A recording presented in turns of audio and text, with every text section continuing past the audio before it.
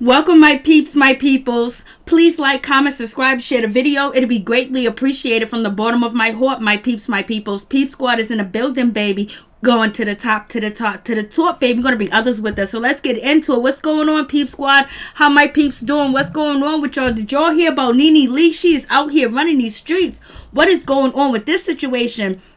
You know, NeNe may be on probation. There might be so much going on with NeNe Leakes, but it looks like NeNe Leakes is taking care of business, and it seems like she's giving Bravo a run for their money too as well. And that run that she's giving Bravo is that she can be booked and busy somewhere else too as well. But we know E Entertainment has hired NeNe. There's been blogs out here saying that NeNe Leakes is not going to be picked up. You know, she's not going to be getting another job, that she's not going to be at E Entertainment at all. But it looks like she is, and it looks like Nick Cannon got a whole lot to do with it too as well. And NeNe Leakes is out here, she's doing the damn thing, and Nick Cannon is also out here doing the damn thing too as well. Not only did Nick Cannon employ NeNe Leakes, he also employed Kandi Burruss too as well.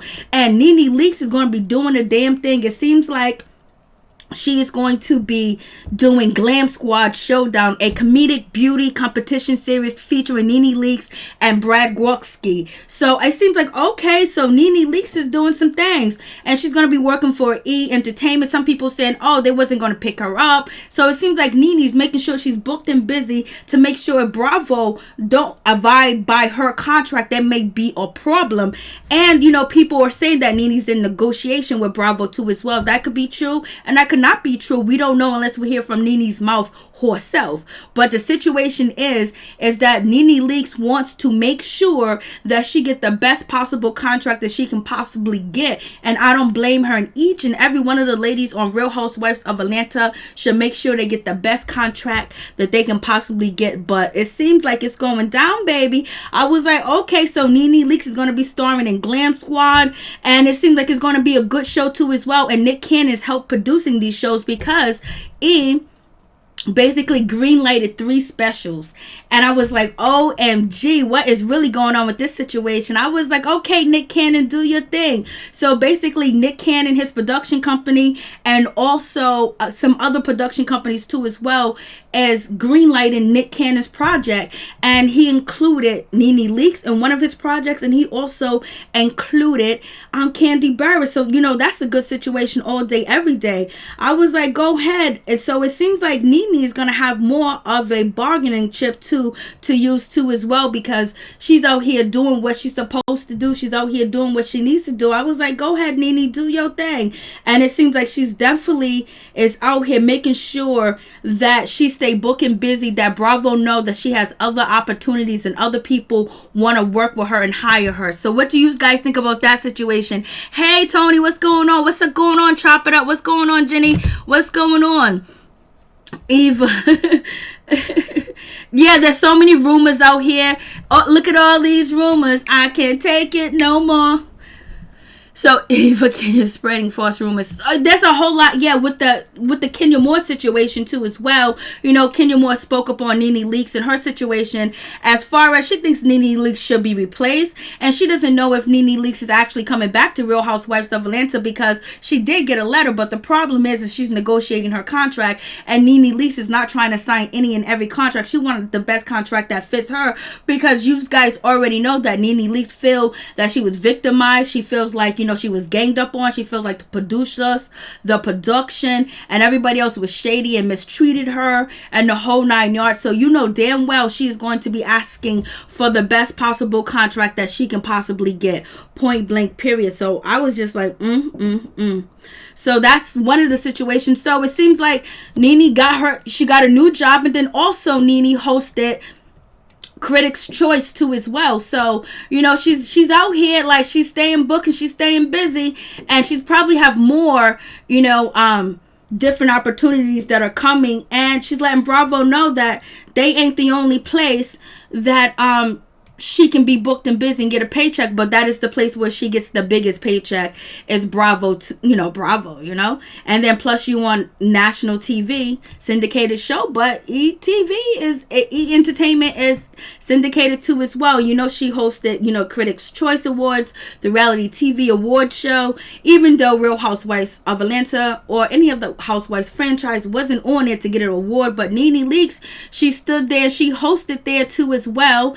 And then on top of that, she's also she built her own studio, so now she has a studio, so we're probably going to see more of NeNe in a talk show capacity more and more. So she's this quarantine situation probably got her really busy, for real. Can't wait to watch. I feel you. Love NeNe. They plotting against NeNe. NeNe is a particular victim, and she said bloops.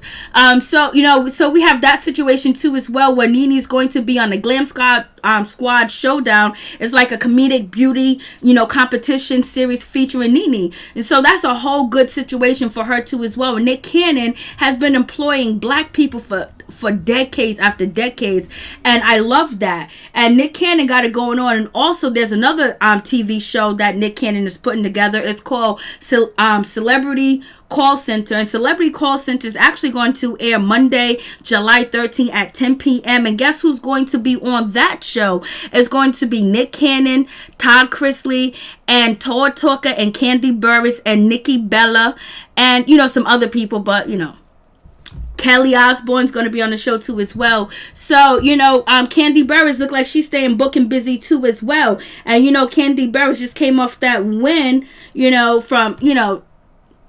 from the Masked Singer. She came off that win, and she's a high commodity too over there as well at Bravo. So I believe she can negotiate anything that she possibly want from coming from the Masked Singer, which is a public syndicated show which people love. And I guarantee you that Kandi Burruss garnered more fans too as well. And then Kandi Burruss being on Celebrity Big Brother too as well. So she can I don't know what's the difference. Is NeNe and Kandi arguing for the same thing or not? Or is Kandi already got what she needs? Because Kandi do have a spinoff show that is supposed to be about, the old lady gang restaurant too as well. But, the coronavirus hit. So maybe she don't have to do all that negotiation with Bravo, because Bravo is giving Kandi what she wants.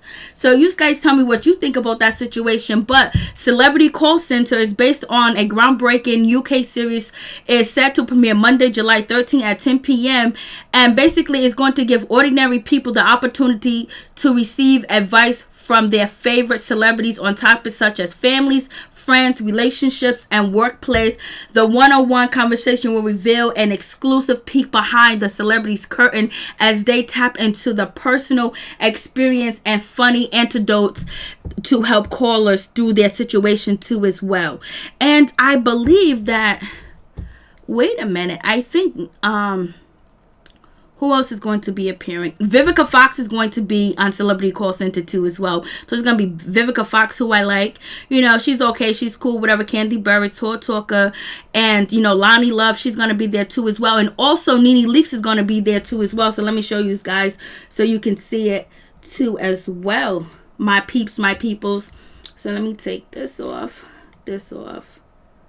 and this off. And so let me see if you could see it all. Let me see if I can move.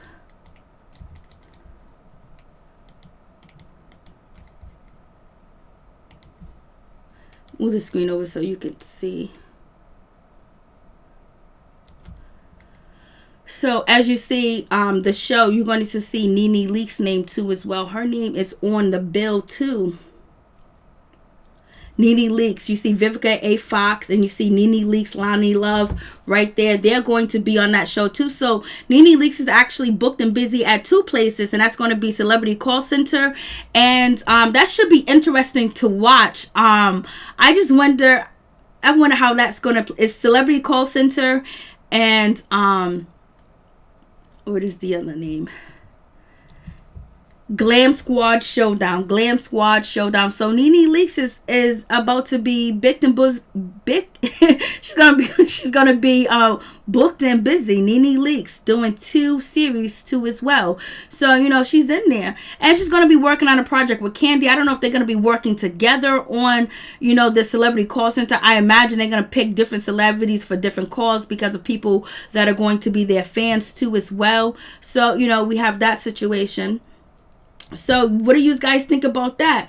And it seems like NeNe's trying to let everybody know that I can still get paid. People still want me. People still want to see me. And let me see what you guys are saying. The plot against NeNe. NeNe, okay, so that damn Kenya must be mad. Bloop. Oh, Lord have mercy. Hey girl, how you doing? I'm doing good, Sheila. How you doing? It's good to see you. Hey Brandy, it's good to see you, baby. What's going on, family? What's going on, Peep Squad? So yeah, so NeNe Leakes is being booked and busy. So I guess Nick Cannon is an excellent man. Nick Cannon is wonderful. I love Nick Cannon. Like, he got it going on. He defends our people, our culture, and he put his money and his mouth behind whatever he believes in. And he has broke so many different young comedians from back in the day to now, and still breaking comedians out here. So it's actually wonderful. So Kandi's doing her damn thing, and NeNe is doing her damn thing. So I'm just like, so what's going on? So it seems like NeNe's gonna stay booking busy, whether they say they don't want NeNe there or not, or whatever the case may be. It seems like NeNe's they're gonna work out a contract. And if I don't think she's really in that deep much negotiation either too as well, but they ain't gonna let her go. They're gonna do their best some way somehow to compromise with NeNe, try to meet her all the way, because I don't see them letting her go, because there's a lot of people that want to do business with NeNe too as well. And this is, she has friends, she has celebrity friends, she has friends that are in the business too as well. And yes, we can talk about, Kenya Moore. Kenya Moore had recently did an interview. In that interview, I was supposed to be there, but I totally forgot about it, because you had to register for that Kenya Moore, situation where she did a interview with a bunch of bloggers and things like that. You had to register for it, but it started at 6 p.m. I registered early that day for it, and then I totally forgot about it. Shit done hit the fan. So it is what it is with that situation. But yes, Kenya Moore doesn't feel like NeNe should be on the show. Like, she can be replaced with Vivica Fox. She can be replaced with her hairstylist. She could just be replaced, period. And she's not here for NeNe. So if anytime Kenya Moore does an interview where NeNe Leakes' name is brought up, she's basically going to tell you how she feels about her, and she is going to talk on her, how she feels. She ain't gonna sugarcoat it. She ain't gonna say nothing good about her or anything else like that. That's just the level where she's at with NeNe. That's just the situation with Kenya Moore, that she's just gonna tell it all. So if anybody asks her a question about NeNe, she ain't gonna sugarcoat it. She ain't gonna say, oh yeah, we can work together. She's not gonna say, oh, she's nice to work with. Oh, she's gonna tell the business. She's gonna get in there. She's gonna talk shit. That's just what she gonna do. It just is what it is.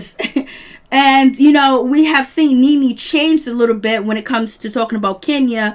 The last interview that I remember her doing, basically she was just saying that I reached out to Kenya Moore, I sent her the olive branch, and I apologized to her over and over. So it's up to her. And Kenya Moore is telling us every day when she gets a chance, if she wants to, that she don't want to be bothered. She ain't feeling it and she don't want to be bothered with that situation. So that's just what it is. But how do you guys feel about NeNe getting these roles, especially throughout quarantine time too as well? Like, she's getting parts, like, so she's actually letting Bravo know that she's not totally dependent on their check, but she loves that check, and that's a good check, and that's a high paying check. But I guess she wants things her way. You're always supposed to negotiate what's best for you, because don't think about the network, don't think about them people, because they ain't thinking about you. They're they're thinking about how they can make money off your back. So, some people are saying NeNe's not coming back. I'm getting the comments. I'm seeing some blogs saying NeNe's not coming back to the show. That's why she's doing other projects, just in case she gets fired from Bravo. She won't get fired from Bravo because they asked her to come back. The problem is she's not satisfied with her contract. She wants her contract to emulate what she wants out of the Real Housewives of Atlanta. Because, last season, she felt like she was the show. She was the reunion. Everybody was attacking her. She wasn't even there for half the season, and everybody was after her. So therefore, she feels like she should get more money. She should recoup more things, and she's asking for more things. What do you guys think about that situation? And you guys want to call in and tell me what you think about the situation. What do you think about, NeNe Leakes? She's out here, she's shining, she's getting these jobs, and she's not getting jobs from like regular reality TV shows. She's getting, like really good jobs, hosting an award show where we all know that NeNe Leakes wants to be, a talk show host, and that's why she was getting down with, Wendy Williams, and she wanted to, befriend Wendy Williams, and she actually had Wendy Williams work on trying to get her a show, but it didn't pan out because allegedly it was Kevin Hunter. But now that we see it might have been Wendy Williams and Kevin Hunter at the same time, and NeNe feels like she was blocked, and that's what she said to Charlamagne Tha God on that situation. So it seems like that she's just going to be moving forward like she got clout. Basically, she's saying that she got clout. So what do you guys think about it? Hosting an award show is just like what NeNe wants, is to be a talk show host. And now that she has a new studio, NeNe went out and brought a studio, or she's renting a studio, but she has a new studio. So I believe that she's going to be holding more professional interviews and things like that too as well. So we're going to see what happens with the situation, but and we know that NeNe's going to be there for season 13. If she's not there for season 13, that's going to be a shocker. And I believe that NeNe will agree with the contract, even if it's not what she wants, other than not be on season 13, because there would be so many rumors, so many stories, so many speculations why NeNe's not there. But also, if that does happen, just say by any chance that does happen, that she's not there for season 13, what would happen with all the speculation, everybody talking? I mean, everybody will be talking, and the major blogs, pick up everything that NeNe Leakes does. I mean, the major blogs, they pick up everything. So, they will be covering her. So whoever, if she's not, say if she's not on season 13, everybody's going to be covering each and every movement that NeNe makes. And if that is any indication of how people will be trying to find out what's going on, that means all the other networks that is not aligned with Bravo and that has not blackballed NeNe Leakes will actually be wanting her, because there will be so much, scatter, so much name, so much talking around NeNe, that they will want to put her on their show, on their network, because she's hot, because people will go ballistic, and people will be ballistic happy, ballistic crazy, just ballistic with the situation. I don't know, caller, you can try to call in again, and then we have to talk about some of these, cases that are dealing with our brothers and sisters. And yeah, I think I turned down the volume. So 903 and 314, please try again, baby. Please try again. So hey, Lee Brick, how you doing, baby? How are you? It's good to see you. Good to see you, Black Lavender. Veronica, how you doing? Grown folks relationship. So you guys tell me what you think about the situation. And I haven't heard recently, the last interview that NeNe Leakes did do, she, and two of the last interviews that I seen NeNe Leakes do that was about Real Housewives of Atlanta, she did not say that Kenya Moore should be fired or she should leave the show. She said Kenya Moore is good for the show. She keeps saying that, but we hear, Kenya Moore saying she needs to go, and we hear a lot of people saying that NeNe needs to go. So it seems like it's almost 50-50, or it's like 90, 30. It just seems like some people want her there and some people don't. It's just like a crazy situation. I think Kandi Burruss, Cynthia Bailey, Marlo Hampton, and Portia Williams still want NeNe there on the show, because I believe that they understand the presence that she do bring. And, a lot of people say that they wouldn't watch the show without her, but it's happened before where she left the show and people still watched, you know. So you guys tell me what you think about that situation. I was like, Lord have mercy, it's going down.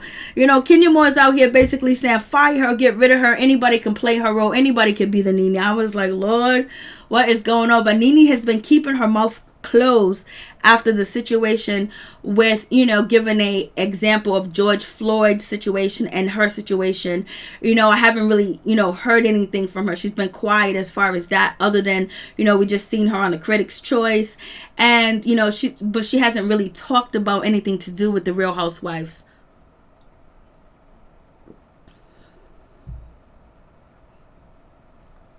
Oh, Norma came through and said, "Ooh, that's not a big deal." Oh shit, heart attack. So yeah, Bravo done already told us. We know that she's not fired. She's just negotiating her contract. But also, like, you know, it seems like Kandi and, you know, NeNe going to be working, you know, in the same, you know, working for the same people again on this new project. So, you know, that's actually like a good situation too as well. And that's why we don't see Kandi really go ham, because she can go ham. And I don't even think that NeNe Leakes is even mad at Kandi Burruss at all. It's like they have this good bad type of relationship, but they're able to get along long enough to film and do what they need to do. So, you know, NeNe Leakes and Kandi Burruss are both going to be on Celebrity Call Center. So, but they might be there at different times too as well. Nick Cannon's producing the show, and also NeNe Leakes is going to be on Glam Squad Showdown, baby. So I was like, okay, I see this situation is going down. So, you know, especially to be booking anything when it comes to the corona situation, you know, we hear a lot of the artists talk about how difficult it is and how things have changed.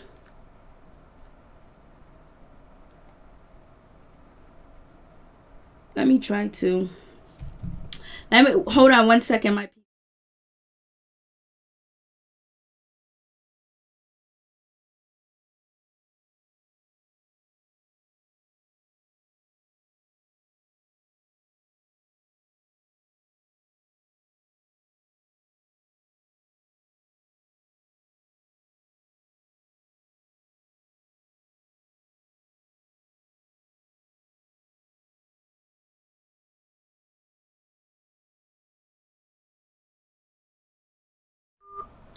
Yeah. So 314-303. Please try your call again, baby. So what do you guys think about that situation? I'm like, okay, it is what it is. It's going down, baby. It's going down. Who do you guys want to see? And do you think NeNe has a valid rights?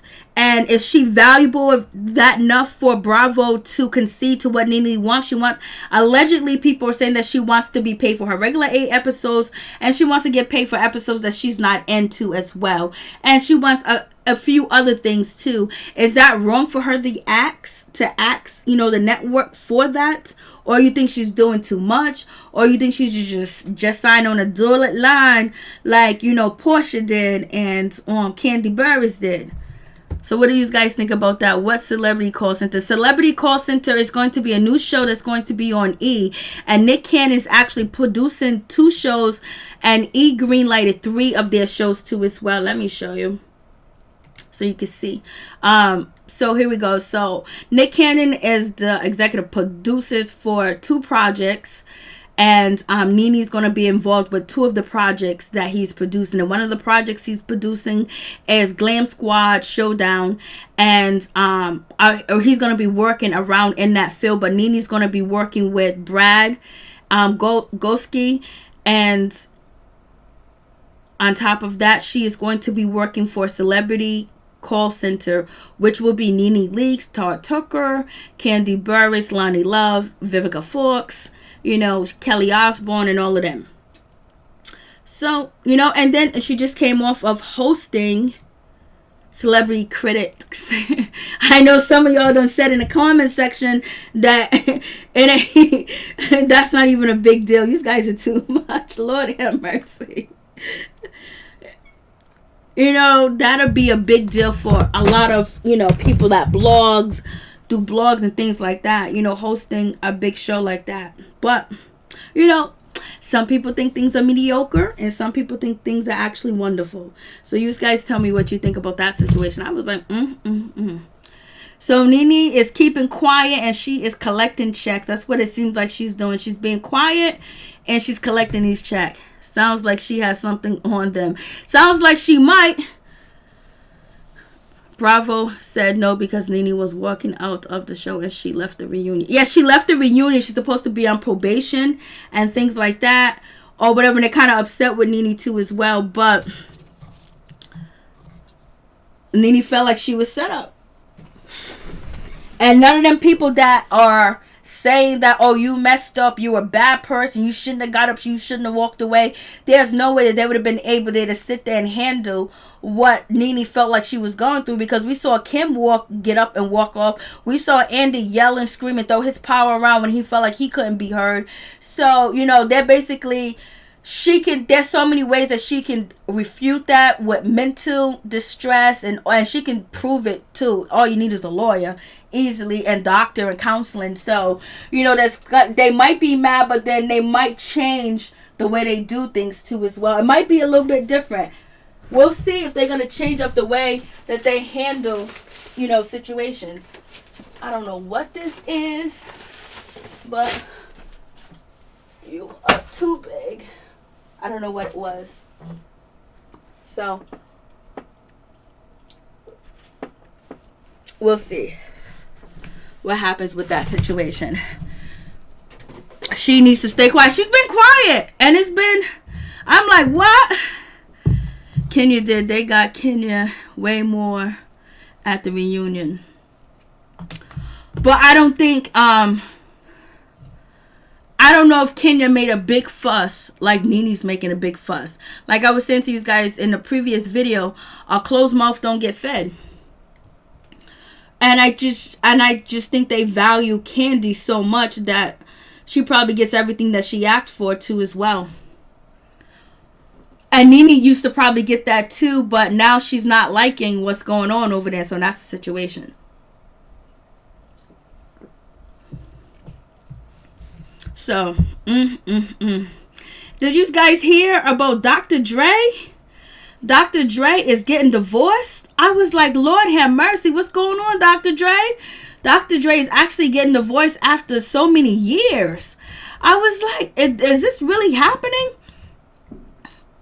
So Dr. Dre and his wife filed for divorce. Her name is Nicole Young. She filed for divorce from Dr. Dre after being with him for 24 years. Basically, she left him because whatever they're going through, she can't deal with it and they can't work it out and they can't compromise. She didn't say what, but she's an attorney herself, I believe. And on top of that, she got the best lawyer possible.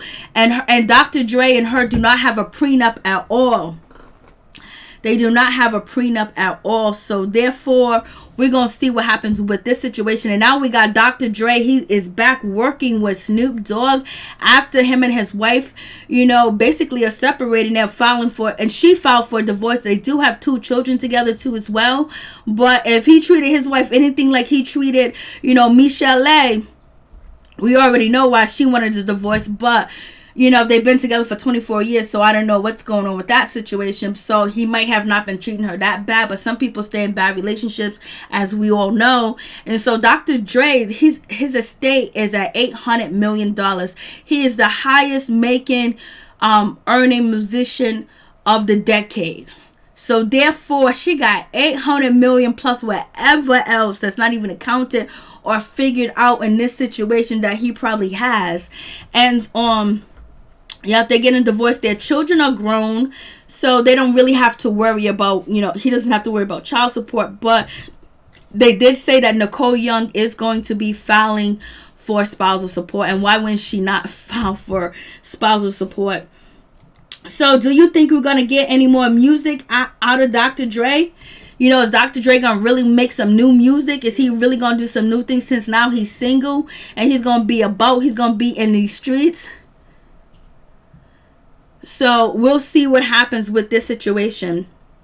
So Dr. Dre, after 24 years, he's saying, good boy, Lord have mercy. I know he's going to have her sign all types of documents and everything where she's not able, Nicole Young would not be able to speak about their marriage or their relationship. She's going to have to sign an NDA, baby. She's going to have to sign non-disclosure.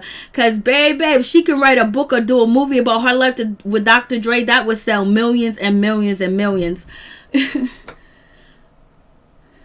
Well, they said he was a billionaire. I don't know. Well, there's some reports that he's a billionaire. Some reports that he's at $800 million. Maybe his estate went down. Who knows?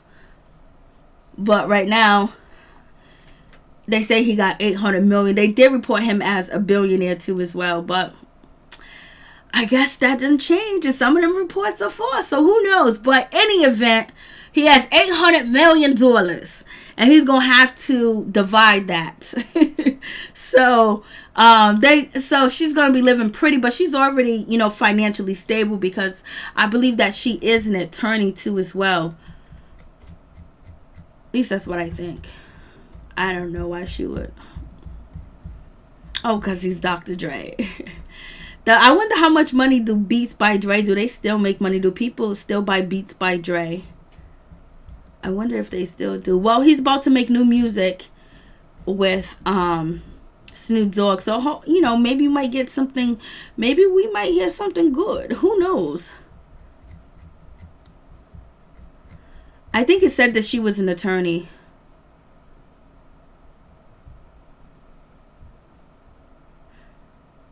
Yeah, she is an attorney. She's a lawyer. So, we have that situation. So, ooh, what do you think Dr. Dre did? Yeah, all the reports of money that they have, you have to see the money or see the paperwork, because it's, because they had Kylie Jenner and the Kardashians on that list, and they had to take one of them off because it was a lie too as well. They said I believe Kanye West is a billionaire too as well. I did hear the story about Dr. Dre being a billionaire, but if you don't see their personal accounts and their personal records, all it is hearsay. It's just all hearsay. You need to get a relationship with his son that should not grace.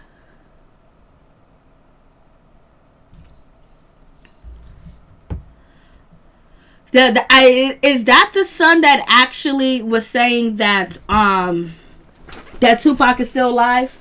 Or are you talking about the son that was on the VH1 TV show Flipping Houses or something like that?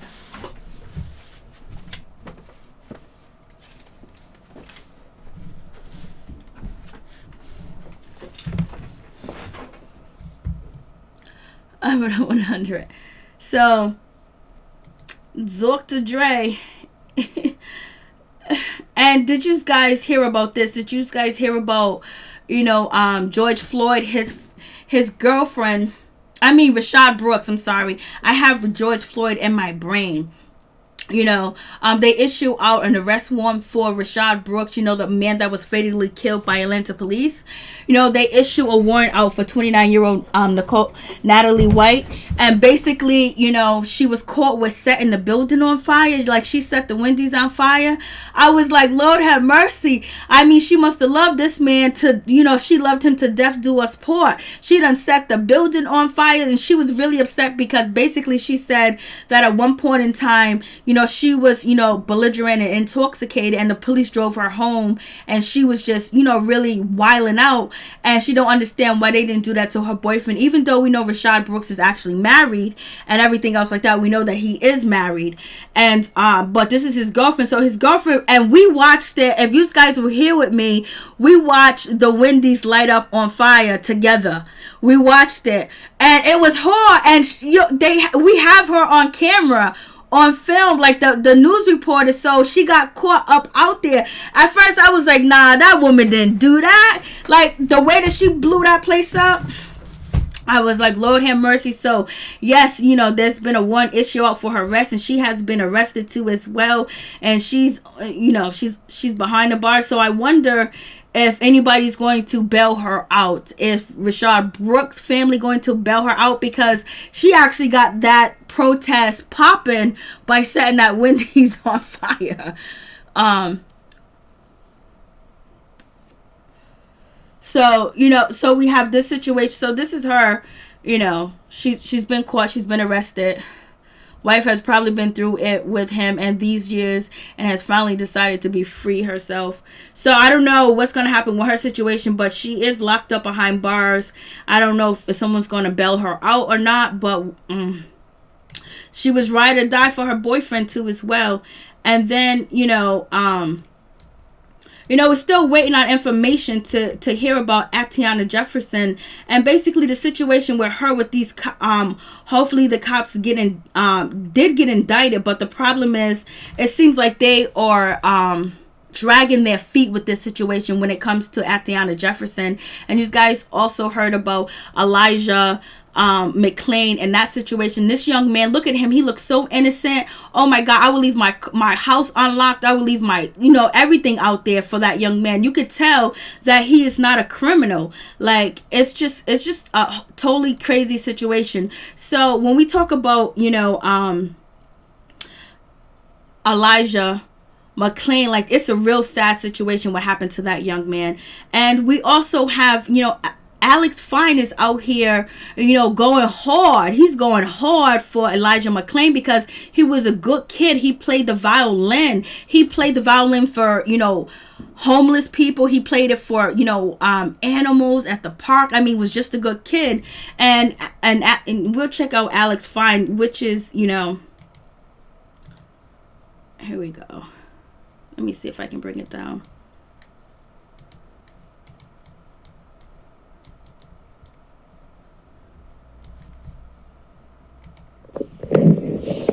So, this is a serious conversation. It's about Elijah McClain, the 23-year-old kid that was ruthlessly murdered by the police in Aurora, Colorado. If you watch any clip on Elijah or read the transcripts of what he was saying, you're a human being and have empathy. You know that this kid is truly special and truly just a sweet, kind soul. And there's nothing ever, there's no reason ever to think that he would do anything to ever cause that.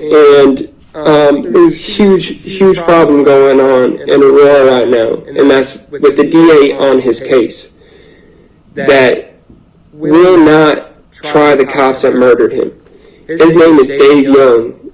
Remember his name. His name is Dave Young, and he is the DA on his case in Aurora. I don't know Elijah personally, but I do know Dave. So about 4 years ago, my mom was beaten severely by her boyfriend at the time in Aurora, and he was the college football coach of the University of Colorado. So the university and the NCAA and Dave took 5 felony counts and turned them into 1 misdemeanor against that fuck. And they tried to run a smear campaign against my mom, who's a school counselor, dean of students, one of the sweetest, kindest ladies, just humans you'll ever meet. And by doing that, he basically told every woman and child affected by domestic violence, fuck you. And he continuously did that with cops and football coaches and just his friends. And it was pretty heartbreaking, and I didn't know what to do back then. I still don't know what to do right now. This is an open conversation because I want to come to a solution so we can get that man out of DA. He cannot be on this case. He cannot be on any other case. He is done. And just for another frame of reference on another case where a cop in Aurora handcuffed a woman and raped her, Dave gave him a slap on the fucking wrist. You can look this up, and gave him 90 days. That's it. He blamed the victim and all this stuff. He is the devil walking on earth. And I promise you that. You can take my word for that. Dave Young is the devil walking on earth.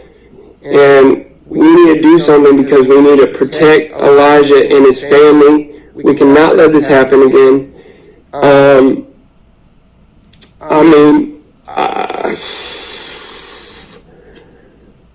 I really don't know what else to say about this. Fuck Dave Young. Fuck Aurora PD. This needs to be handled by the people. The people need to help it down and get that man out. We need to come together and think of a solution and get that man out. If you see him in public, you know what to do. So there you have it. That's Alex Fine, which is Cassie's, husband and baby's father. He's speaking on the Elijah McClain case too as well. And his mother speaks as well. This is Alex Fine's mother. Hi, my name is Pam Fine, and I wanted to join the conversation on what's happening in Colorado with the Elijah McClain case. My son Alex spoke earlier today about his experiences with Dave Young, the district attorney, who is responsible for getting justice to Elijah McClain's family. And he has not done so, as everyone knows.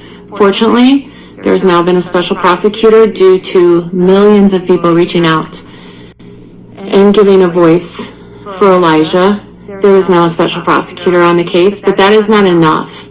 It's not. Dave Young needs to be removed from office. Doesn't need to wait till the next election. Dave Young needs to resign, and he needs to be removed from office now.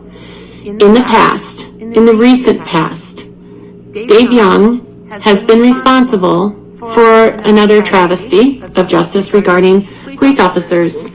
There was a police officer in Westminster who was charged with raping a woman in his custody. She was handcuffed. He was driving her home. He pulled over. He raped her on the front of his car. And then he had her perform oral sex in his car on the way home. When he got to her house, he told her to keep her mouth shut, not tell anyone. And then he handed her his business card and told her to give him a call sometime. The woman was brave enough to come forward and went through rape kits and testimonies, and only to have Dave Young and Trevor Maritzky, his deputy prosecutor, who I also know very well, only to have them offer a plea deal of 90 days. The rapist police officer served 90 days for raping a handcuffed woman on the roof, on the front of his car. So I have read, I don't know if this is true, but I have read that since that time, the Department of Justice has looked into the case, and they are now looking at 10 years. So why the discrepancy? Why is the Department of Justice able to look at 10 years, but Dave Young and Trevor Maritzky settled for letting a police officer rape a woman for 90 days? The Elijah McClain case, I think everyone is familiar with the innocence of that young man and the things that he was saying. I think will haunt all of us for a very long time. My personal experiences with Dave Young and the 17th District Court of Adams County have been horrific. I was involved with Mr. Young and Trevor Maritzky, his deputy prosecutor, for 28 grueling months, where I was a victim in a domestic violence case against a coach at the University of Colorado. When I first got to Broomfield, I was told by Detective Smith at the Broomfield Police Department that I needed to fly to Colorado. I live in Detroit. That I needed to fly to Colorado and make a report about the abuse that had been happening, because they had a 911 call on file. And the 911 call was graphic. It was graphic about the things. So, with that situation, is letting us know that, Aurora is not a place for justice, just like a lot of places are not a place for justice for black people too as well. And they're speaking out and letting people know the names, the locations of the people that we need to contact to as well, because there's no justice there. Just not even for black people, no justice. And these are Caucasian people saying that they haven't got justice too as well, from Dave Young and from, the DEA over there and the sheriff department and the sheriff and everything else like that. So it's an uphill battle. And that was probably one of the reasons why, they tried to really put Elijah McClain case behind the scenes. And now, we all know about Elijah and the situation with Elijah. I mean, it just hurts, because this is a young kid. I mean, a very young kid, in my opinion, 21, very young, very, very young, and, not a criminal. And if you are a criminal, that doesn't mean that the police has a right to take your life because you made some mistakes or you committed some crimes, because half of the police department are criminals and commit crimes and things like that and get away with it. We just heard it. So what happened with with this poor Elijah McClain, he's 23 years old, and basically, he used to just go to the park and, play music, play his violin for kids and things like that. And for kids, for homeless people, and for animals too as well. I mean, a nice kid, a really nice kid. And, he didn't deserve what happened to him. Like, that was so wrong for what the police department did to him. Left that man in a coma. You're going to have him in a chokehold and have him handcuffed, and then you're going to give him a sedation that actually put him in a coma. Would you ever want a police to give you any type of injection or anything like that? Like, like the Narcan or the stuff that will help you with when you overdose and or you have allergic reaction, one thing, but could you imagine a cop actually giving you an injection? Please, like, come on, nobody in their right mind would ever want a cop to give them an injection. They don't even want nurses. They don't even want doctors to give them injections. So this young kid, from a rural Colorado didn't do anything wrong. And basically he was crying out just like George Floyd was too as well. And what they did to this young kid, that, come on, look at this kid. This is a kid. This is like the kid that, is on, Family Matters, the kid on Fresh Prince. He's just an innocent kid. And basically that just loved music, and his life was taken away from him for no reason at all. No justified reason to even have him in a chokehold, to have handcuffs on him, and to give him an injection. These cops are not even that smart. Like, would you want a cop? A cop. We ain't even talking about detectives. We're talking about a cop, giving you an injection. And it's just so wrong.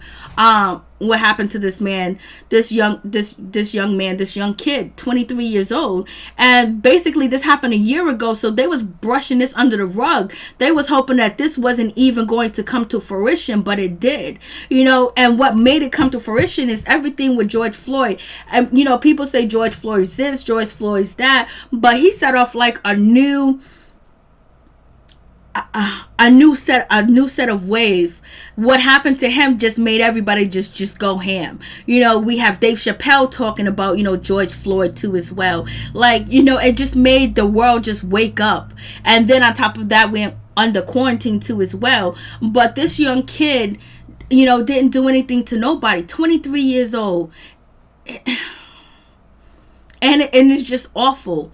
And then on top of that, these officers still had the nerve of, after what they did to Elijah McClain, there was a peaceful protest. You guys can see it on my community wall, a peaceful protest in Denver, and basically the cops came there and riot gear and pepper spray, spraying people, threatening people for no reason at all. And all the crowd was doing was playing violins and burning sage, and just being very quiet. I mean, when I say peaceful, this was beyond peaceful. And the cops had the nerve to say, oh no, they was getting rowdy and stuff like that. So let's check this out. This is what they was actually doing.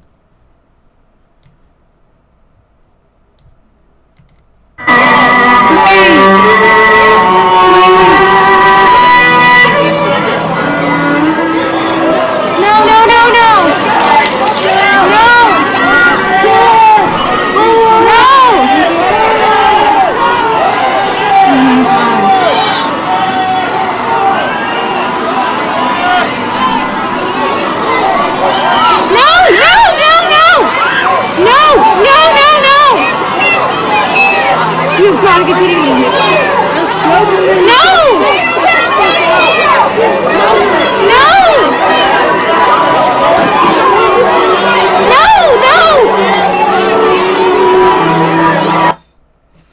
So, like, these people wasn't even doing anything. And they were just playing, the violin and music. And the cops came there. So you already know it's going to be an uphill battle when it comes to the Aurora and Colorado Police Department. And we just heard from Alex Fine, and we just heard from his mother. They did get a special prosecution too as well, but there needs to be more investigation done. There needs to be more investigation done while there was no investigation done when McLean was actually, his life was taken. And why did the officers give him any type of injection? The reports, why was it covered up? It was definitely covered up too as well. And it's just really a really sad situation. And it just hurts too as well. And this is why people are going to continue to stand up and speak up too as well. We got the young, we got the old, we got the middle age. We got people that want to speak up and want change and want different, because this could be any of our child. This could be any of us. And what you see with the Aurora Police Department, they don't give a damn. They cover up all types of cases. And you have people that are speaking out. And, with the Alex Fine and his mother speaking out with that situation, because they have firsthand dealing with Dave Young, the deputy chef, and everything, and the prosecution team, and they have, firsthand experience, and they know how it will be, washed away, just like their case kind of like was washed away. And so now it's been, rejuvenated. And it's just really tragic, in my opinion. It is so sad. I'm telling you, it just hurts so much. And it even just talking about it, it's just like one of them things where it just gets under you, because it could be anybody that you know. It could be you. It could be anybody, because we have these animals patrolling our community. And it's just really, really a sad situation. And if you just look at, like, this young man, it just basically had such a good heart. Like, he would just play his violin for people. And, he was crying out for his mom, his family. And he's just like one of the just regular kids that just a regular kid. He's not he wasn't materialistic. He wasn't worried about looks. He was just, enjoying life as just a regular kid. And, having something like that, dramatic, shocking, and then lose your life at the same time, is an awful, awful situation. And then also with Breonna Taylor, Breonna Taylor's situation is just so crazy that, they've been covering up so much. It just goes all the way back to the first police report that was filed, the initial police report that was filed with Breonna Taylor. They didn't even put that, that someone was shot. They didn't even put that. They didn't even put that she was shot in the first initial report. So they did so much mishandling, so much misconduct that was so illegal. They should have already had, all them officers locked up. Everybody that was involved, because now they're doing the investigation into what happened with Breonna Taylor, and basically they're trying to say that Breonna Taylor's boyfriend at the time, he had opened up fire, and and that's not the case. They opened up fire on the house and then proceeded to go in, and they did not announce themselves as officers either, and they were serving a wrongful search warrant, because the warrant was ex of Breonna Taylor that didn't live there anymore. So basically they're trying to say, well, she had a car registered in her name, and that name with, her ex, and it's at that location, and the car was parked 2 streets over, and things like that. So basically, like, all their reports is just so much of a sham that it's just so crazy, where they're calling each other out in the situation. And it's just like, what? Could you imagine? It's just too much that is going on with the situation, where we can't let it go and we can't stop. We got to keep moving, because it's just atrocious how they didn't even put a report in that she was, shot, that she was murdered. And so that's how her ex-boyfriend, well, she's deceased now, but her boyfriend at the time, that's how he was able to get off, because that wasn't in the police report, and they basically just charged him with assaulting an officer, and basically they're dismissing the charges against him, and his lawyers is trying to get the charges, basically where they can never bring these charges up again, because the paperwork is just so messed up with the situation, where they couldn't even charge him with attempted murder because he did fire back, but he said he was fired back in self-defense, Breonna Taylor's boyfriend, because he had no idea who was actually shooting or trying to get into their house, because they never identified themselves. So these police officers showed up to the scene and started to just blind shoot. They just started shooting into the house. They didn't care if there was kids, if there was babies, there was elderly people, or anybody. They just started shooting, and basically they break the law, because you're supposed to make sure that there's not innocent bystanders or put other people in harm when you are serving a search warrant and there's going to be gunfire. You have to make sure that who's in the house, this and that. That's why they call the squad in to come in through. It's just a crazy situation with her, and it's just And so hopefully they do something about it. They're supposed to be indicting and this and that. There's just so much lies that are going on with this situation, which is just a crazy situation with Breonna Taylor,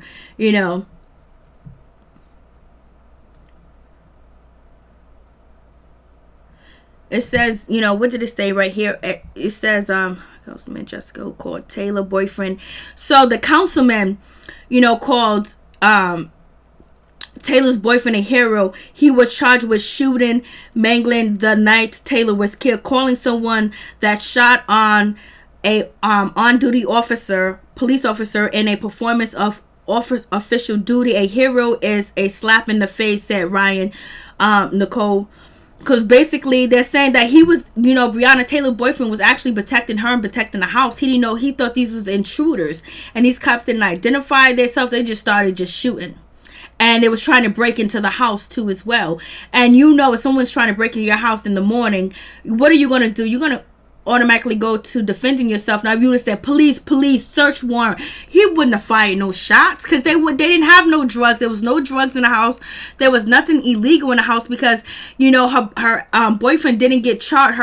Her boyfriend didn't get charged with having an illegal firearm. So therefore, that means they didn't have nothing in the house that was illegal for them to not open the door to the police officers and let them serve their search warrant. So it's all just bullshit that they're doing with this Breonna Taylor situation. And they shouldn't get away with this. They really shouldn't get away with this. Oh, thank you so much, Liebrick. I appreciate you from the bottom of my heart, baby. Thank you so much. I want the news didn't show that part of the video. They just cut it out. And that's what they're going to do. And sometimes they don't have it. Sometimes they can't get, the full coverage of everything. And they can't, unless they're TMZ. If they're TMZ, they can do whatever, baby. So back to Breonna Taylor. And it's just too many people.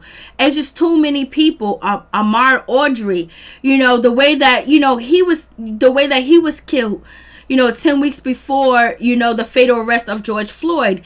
It's just like, come on, like, we got kids, we got grandkids, we got uncles, we got nieces, we got nephews. They're not just killing black men, they're killing black women too as well. Black women are being killed too as well. We have Atiana Jefferson, and that situation, they just now indicted that officer for that, but that woman was babysitting her nephew, and she ended up losing her life. That could be anybody. That could be anybody. And this is why it's so important to keep moving and to keep speaking and keep talking to our family members, keep talking to our friends, to support each other. Like, we got to stick together, because look how they're getting away with doing all this all over the place.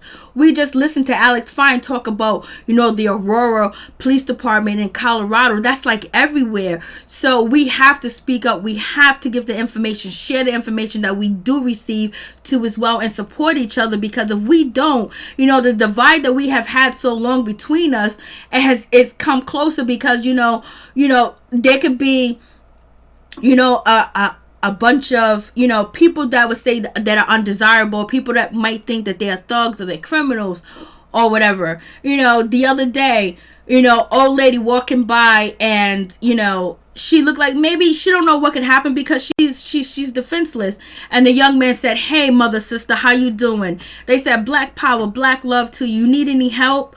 Or blase the third. And people wouldn't expect that because it's a lot of things that are bringing us close together too as well. But we also have to keep in mind that we do have some of our people that are still out here, you know, doing some things, you know, still in these streets. Like, let's just stop the violence between us. Let's just stop the violence and get this shit on deck, because we got these animals patrolling our community, and they're basically having target practice and doing the most out here in these streets, and they're getting away with it. They've been getting away with it for decades and decades. We have to stop this for the generations and the generations and the generations coming up, because I don't want 4 generations to pass and there's still going to be somebody talking about police brutality or unjust arrest or anything like that. Like, it has to change. Like, we can't keep reporting on stories and hearing these stories and just turn a blind eye to it, because it could be me, it could be you, it could be anybody one day. Because these people, you know, Atiana Jefferson wasn't a criminal. You know, she wasn't a criminal. You know, she was going to school to be a scientist, to be a nurse. Like, she was very smart. Her father was a professor too as well, and he died. Rest their soul, and things like that. You know what I mean? So, and it's not like Elijah McClain, he wasn't a criminal. He was a kid that worked a 9 to 5 and loved to play the guitar, and loved to play the violin. Innocent people. So if you think, oh, just because I may be black but I'm not committing no crime, I don't live in no bad neighborhood, you know, I got my car insurance, I got my registration, I got my license, I'm legit, that don't mean nothing, because these people were legit. Atiana Jefferson was legit. You know, she went to school and had 1 degree and working on another one. You know, Breonna Taylor was doing her thing too as well. It wasn't people that are actively committing crimes, and Atiana Jefferson wasn't in the ghetto, and, you know, Ahmaud Audrey, he wasn't in the ghetto. He was just jogging. You know what I mean? Like, we can't walk, we can't exercise. How many of you guys walk around certain areas of your community to get exercise? You gonna tell me we can't do that? Like, they wildin'. So, excuse me. So we have, you know, situations like that, and Breonna Taylor's situation is really sad. Even Beyonce, she spoke on a situation and she wants justice for her, because it's just so messed up how, you know, they fire more than 20 rounds into Breonna's apartment, hitting Taylor at least 8 times. They didn't care who they was gonna get. It would have been a baby or a dog or anything else. They did not care at all, point blank, period. And then moving on from that situation, which is just crazy, then we have Fuller. You know, Fuller was found hanging, and there has been a lot of African Americans, you know, lately have been found hanging too as well, and that is like a big situation when it comes to, you know, what's going on with that situation. So it's just so many different things that are happening in our community that don't make no sense. You know, this young man found hanging, and his family believes it's foul play. The police department tried to say that it's not foul play, so they want to have a separate, you know, autopsy, something different too as well, because they said that, you know, Fuller was suicidal. He was 24 years old, and basically, you know, he wasn't suicidal. Robert Fuller, he was not suicidal. He was found hanging from a tree in California, and a lot of people are thinking that, you know, there has been recent hanging that has been reported that maybe there is some group going around trying to scare people and try to and they're actually doing modern day lynching too as well. And so, you know, Robert Fuller, his parents and his family want to have, you know, a new autopsy too as well. And the person that performed his autopsy, basically they were saying that he's the same person that performed Martin Luther King autopsy, and he is a famous person that do perform autopsy, but he always rules in the police or the government's favor. That's what people are saying too as well. And also, you know, Fuller, his half brother was killed too. His half brother is named Malcolm Harsh, and he he ended up being murdered by the police, but they're saying that they served a search warrant on, Malcolm Harsh, which is right there in the picture next to him with the white t-shirt on and the gold chain. He's also deceased too as well. So you got 2 young black men that are deceased, one from a hanging allegedly and the other one from a police shooting. So basically they're saying that, the man with the white t-shirt on and the gold chain, Malcolm, Harsh, basically they're saying that he went into gunfire with the sheriff department or with the police, and basically they was serving an arrest warrant on him because allegedly he held his girlfriend hostage for a week and change. But some people feel like he was murdered because he had information about his brother being hung and who had something to do with it. So it's just a whole lot going on, and we'll dive deep into that another time. But I just wanted to basically talk to my peeps and my peoples and see what's going on with you guys and see what's good with you guys. And these 4 cops that, took George Floyd's life and were involved in it, 2 of them are out on bail. And, the black guy, I'm like, I thought he was Asian, but we've come to find out that he was adopted. And when he was adopted, he was adopted by an Asian lady or a Chinese lady. And basically she's saying that she raised him not to know right from wrong. And he was supposed to be a police officer, serve and protect. And he wanted to be a police officer to, have a diverse community. And he wanted to help black people. But he was, thrown off to the side because his mother was a drug addict and his father probably was a drug addict too as well. So he was adopted, and she thought that he knew right from wrong, but I guess he did not know right from wrong at all, point blank period. And so, his name is Alex, I believe it's Alex. He's been all over the place too as well. Let me find him over here. So, his adopted mother has been talking about the situation with him and basically saying that, he knows right from wrong. He shouldn't have did what he did at all because it's not right. And, he has the defense. He's pleading self-defense because he's basically trying to say that he had no other choice but to, fall in line with the other officers. So we're going to break down what he's actually using a plea of self-defense. His name is J. Alexander Kuhn. And so he's actually been charged aiding and abetting unintentional second degree murder and aiding and abetting second degree manslaughter too as well. And so basically he is pleading that it was self-defense. So basically he's using rule 9.02 as self-defense, basically saying it could be mental, it could be an illness, it could be impairment, it could be duress, alibi, double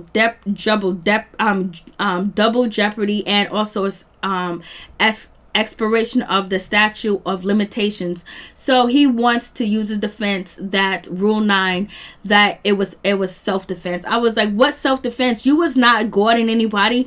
Nobody was stopping you from moving that officer, Travis from, Jeff, from Floyd, from George Floyd. So what are you talking about? So basically he's going to be using self-defense. And I was like, okay, he's going to be using self-defense under the Minnesota common law. The defendant has the burden of proof the core of self-defense claim. Then the state has the burden to disprove one or more of these elements beyond a reasonable doubt. So he has a whole lot of shit going on so we're going to talk about that tomorrow too as well. But yeah, he's trying to get off, baby. I mean, he's really trying to get off. He is trying to get off like it ain't nobody's business, and he's actually using a really good defense under the law to try to get off, and it has been used before to get off too as well. But I don't know if is actually going to happen because Graham versus Carner was used in 1989. So he's using the same defense that Graham versus Carner used. So basically we're going to see how that situation pans out. It's like rather like like he didn't know that it's actually basically from his perspective of what he was doing. He thought that he was basically doing what he's supposed to do as a police officer and protecting, the victim and basically keeping peace and also protecting and keeping safe officers' children. So we're going to talk about that situation, like crazy. Like, this is some crazy bullshit going on, how they getting away with it. Double jeopardy. I know. Everybody needs to be held accountable. Yes, they do. So, like, he really has a defense that maybe people might buy, but I don't know how you can buy anything that he says, because if he joined the police department for righteousness and equality for black people, because he is black, it's just that he was adopted Asian, so he might have a lot of hatred towards black people because the two important people in his life abandoned him, and that was his mother and his father. They abandoned him, and he was an orphan. He lived in a center where a lady came and she adopted his ass. You know what I'm saying? So a lady came. I didn't mean to say it like that. So basically now he's going to be, he's using that defense. So we're going to see how, so he's going to use that defense. I was like, self-defense. Basically, it could be, he's using the Rule 9, that it could be the statute defense posture, where prosecution alleged multiple counter relations to the same crime and intoxication. So he's going to use this Rule 9 0.2 that has a lot of different aspects to it. It has 1, 2, 3, 4, 5, 6, 7, 8. And so if he can at least prove 2 or 1, maybe that he could possibly get off. I don't know if that's, I don't know. But when it comes to the prosecution, when it comes to a prosecution, prosecuting or the DA office, going after officers, they don't really use a lot of defense. They don't really try to prosecute them like that, because they have to work with the other officers. But some of these officers were criminals. So the first degree defense Kuhn says he will employ at the trial is self-defense under Minnesota common law. The defendant has the burden of proof to provide the core self-defense claim. Then the state has the burden to disproving one or more of these elements beyond a reasonable doubt. The first one, the absence of aggression or provocative or the part of the defendant.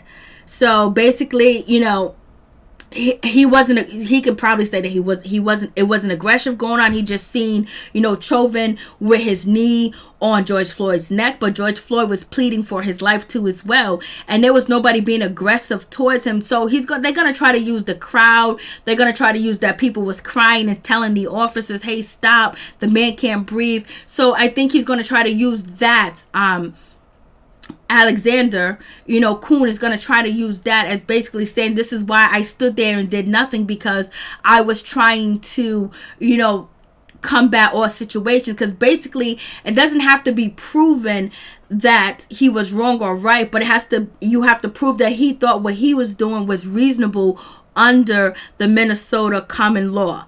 So, and the defendant had the defendant actual and honest belief that he or she was in immediate danger or death or greatly bodily harm.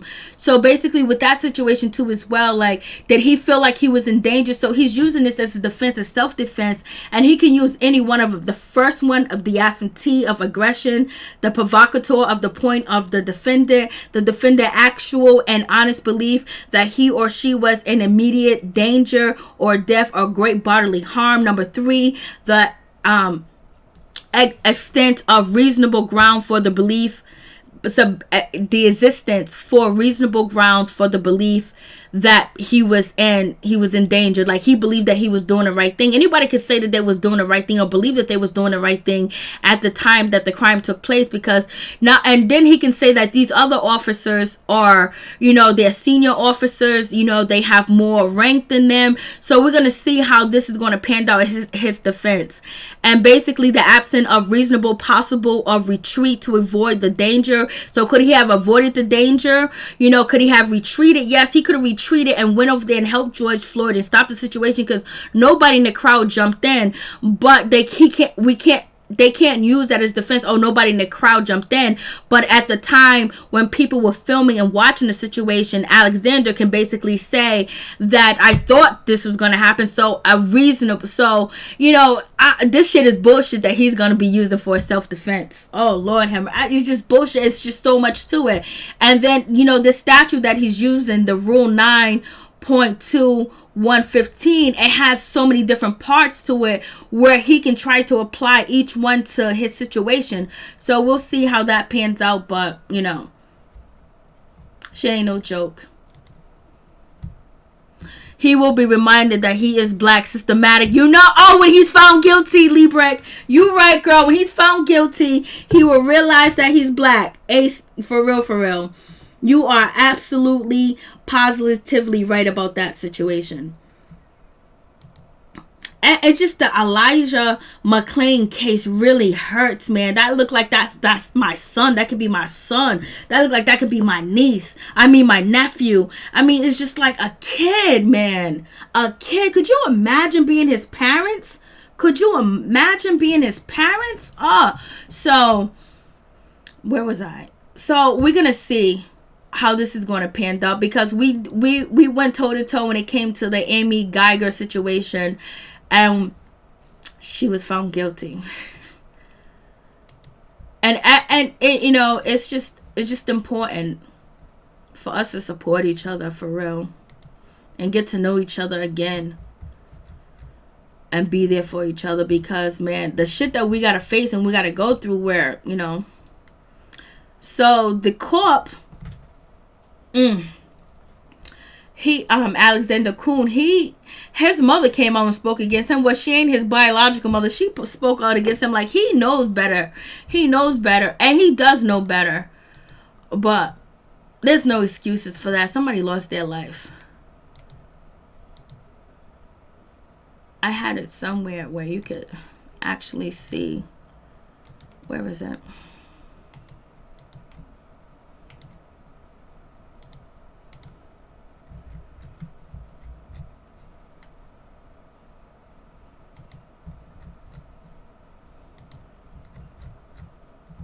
Okay, so this is him being stalked in the store.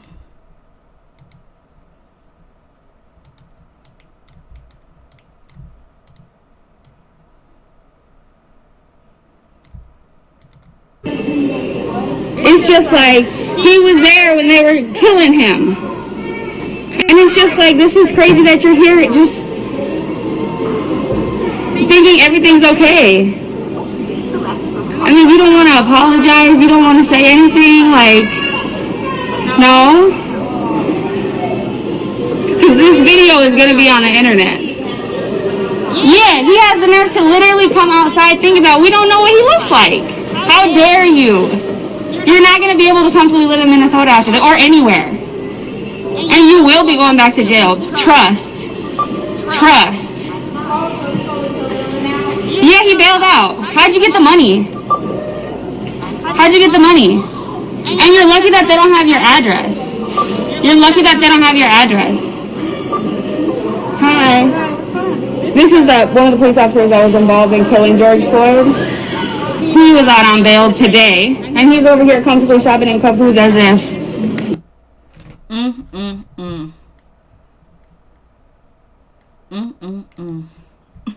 Did you see this horny couple pool? Yes, I did. I seen that like maybe 2 hours ago. That was crazy. That was crazy. Joe Deputy.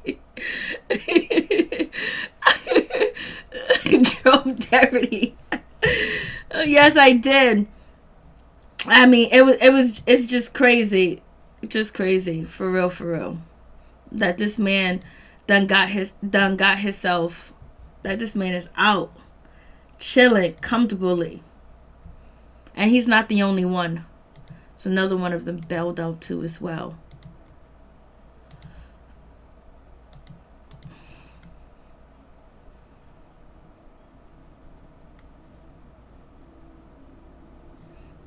And this guy, like we was talking about him earlier, like his family wants to know what's going on with his situation because of the autopsy and everything. Malcolm, this is just so crazy. This is a crazy situation where black people don't usually hang themselves. Like, we know what it means. We know what hanging stands for. We don't hang ourselves. We don't do that kind of stuff, especially not in public, But I must say, I do know somebody that did hang themselves that is black. But he had problems. And they're saying that they said Malcolm didn't have problems, and they want an autopsy, and they basically don't believe the autopsy, and they don't want his death to be ruled as a suicide because they don't believe that it's a suicide too as well. And, basically they want the San Bernardino County Sheriff Department officials to investigate the case too as well. And so now they're looking at the case closely, and the California Department of Justice and the city of Victoriaville are working closely with the Victoriaville Sheriff Station and the probe regarding the death of Malcolm. So hopefully, they get some answers with this situation too as well, because like this is just crazy. Like all of a sudden, all these hangings of black men, it don't make no sense. Like, especially like we've been without, we know how to improvise, we know how to hustle, we know how to make $1 out of 15 cents, that we're just going to, give our life away because of corona, and they're basically saying that he was depressed and things like that because of coronavirus. There's millions of us that are out of work and trying to make money too as well with this coronavirus going on. And the family want answers. The family want, they don't believe that he committed suicide. That's what they say or whatever. But I guess the autopsy will tell more. So they want a second opinion. And it's supposed to be another investigation to find out, to make sure that this wasn't, a hate crime committed, when it comes to lynching too as well. Because there's just too many cases that are going on that are involving our brothers and our sisters. And there was one Hispanic male, but his family conceded to saying that they believe that he did, commit suicide with that situation. But it's just too much. It's like, come on. Like, we've been through hell and back. We face racism every day. Like, we got to question ourselves whether, if I'm being mistreated or disrespected because I'm black, or is I'm reading. We have to ask all these questions when we go outside and deal with different people, because people have hatred towards us too as well. So, we're going to dive deep into these cases more. It's 11:22, I got to get up early. But thank you guys so much for coming through. I really do appreciate it. I know he doesn't seem to be bothered either. That's why his mother was out here like, he know right from wrong. Like, I don't like that behavior. And yeah, he definitely seems like he's not bothered. He was in the store shopping. Anybody could have went to the store. He didn't have to go to the store. Why he take his ass to the store? He took his ass to the store because he's a police officer. And then also, with his defense that he is also using, the number 3 part of that defense is to affect the arrest and capture or prevent the escape of a person who officers know or has reasonable grounds to believe has committed or attempted to commit a felony if the officer reasonably believes that. Okay, hold on. To accept. Hey, what's up? What's going on? Hold on for a second, please. Okay, so, so one of the other defense that he's using is to affect the arrest of capture or prevent the escape of a person who the officer knows as a reasonable grounds to believe has committed a attempt or committed a felony if the officer reasonably believes that the person will cause death or greatly bodily harm to a person. Apprehension is delayed. So basically, how does that make any sense? Like, George Floyd wasn't doing anything. They went to his car. He did not resist arrest. He was laying on the ground. And if he had a fake, bill, that's not a felony. He probably is a misdemeanor, especially if you didn't know that you had a counterfeit bill. Did they ever prove that the bill that, George Floyd had was counterfeit? So he's using all types of defense. We're gonna see what the other people are using as defense. So, hey, what's up? What's your name and where you calling from? Hey, this is Norris Tony from Flint. Hey, what's up? What's going on? Hey, that cop, I think that's bull crap. I don't think he's gonna be able to use that in court. I just don't see that happening. You know, I might have worked in the past, but, you know, since all this protesting going on and we demanding for justice, I don't see how that's going to work. Yep. So that's, you know, that is the first. It's actually 3 defenses that he can use. And so, and so many defenses that he can use that his attorney is going to use. So it's 3 different defense under the law that he's going to use. Graham versus Connor in 1989. So we're going to see. I understand what you're saying too as well, but we don't know who's going to be on the jury. He might have a jury of his peers. So is he going to have juries that are black? If he's going to have juries that are white? If he's going to have, you know, a jury that is mixed with Asian and black? So we'll see, because he's supposed to have a jury of his peers. So. Yeah, but he don't live to regret that though, because think about it, you know, he discriminated against a man that was his own race, or at least half of his own race. Yep, exactly. You know, that's disgusting. And then I love that video when that girl was getting in his butt. I'm glad he's probably gonna have some more videos like that surface.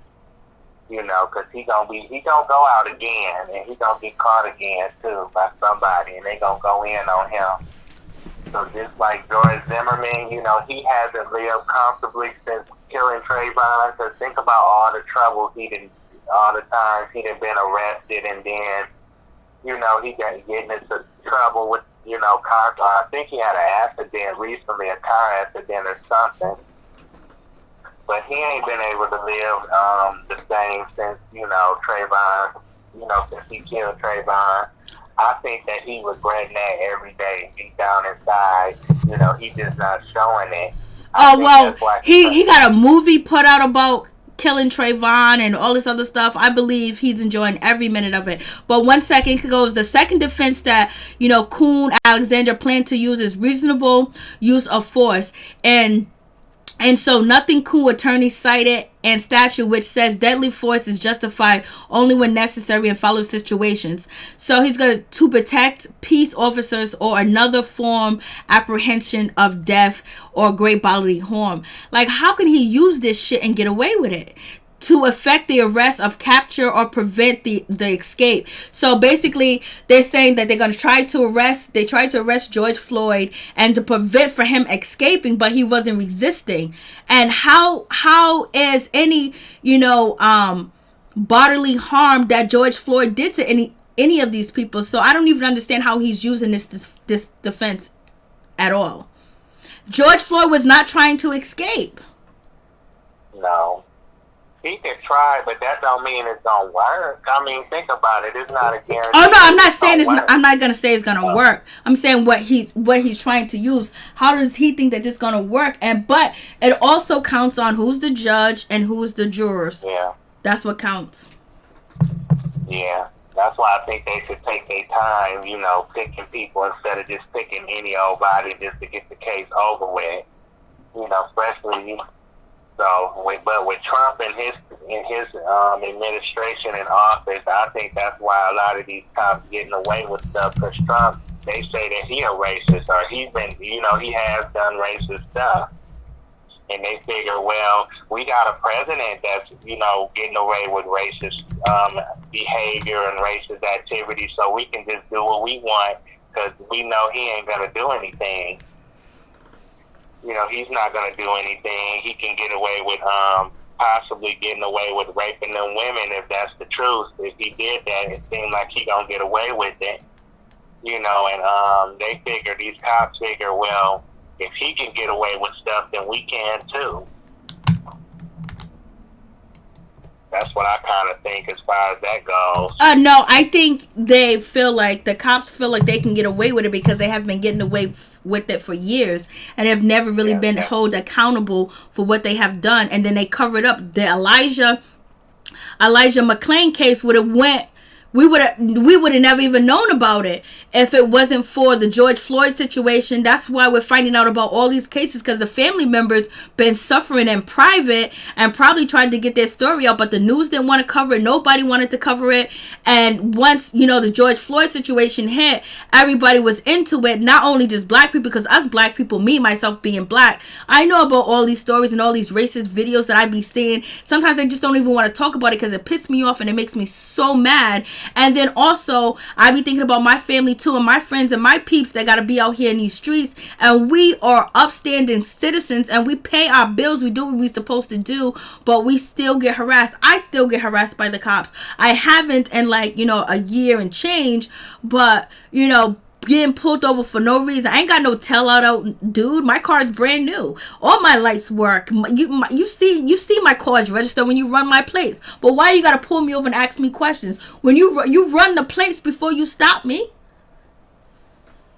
You know, yeah, so I'm sorry to hear that. You know, no, it happens to so many black people over and over and over. Yeah, that too. It happens to famous black people. It happens to rich black people. It happens to poor black people. It don't matter if you black and you driving. What was it saying? Driving while black, you can't, and being detained. Come on, yeah. But I think, you know, as bad as this year has been, I'm going to say one positive thing about it is that this protest, all these protesters, I think that's positive. And I think demanding for justice and letting people know that we're not going to let this happen anymore. Like, let all this stuff happen to us and not say anything. I did, like you said, the George Floyd protest and brought out some cases and more truths about the officers and how they kill people. Facts. Tony, hold on for a second. Hold on for a second. From Savannah. Hey, Savannah, tell us your name and where you're calling from. I'm calling from Dallas, Texas. Okay, Savannah, I seen your call. I keep missing you. So I'm sorry, Tony. I put you on hold so I can get 903. So please tell me your thoughts. Well, I was calling in about what's going on. I wanted to say something about NeNe and everything, but I know that you moved on from that subject so far. Oh, you can go back. This is just I just put everything in, but with the injustice that our people are facing in all these cases, I'm going to break them down either tomorrow or the next day. But go ahead and talk about Miss NeNe Leakes. Let me put her on screen, baby. Well, okay, can I say something about the injustice? Yes, you can too as well. Okay, well, my daughter, she lives in Everett, Washington, and she's married to a white man.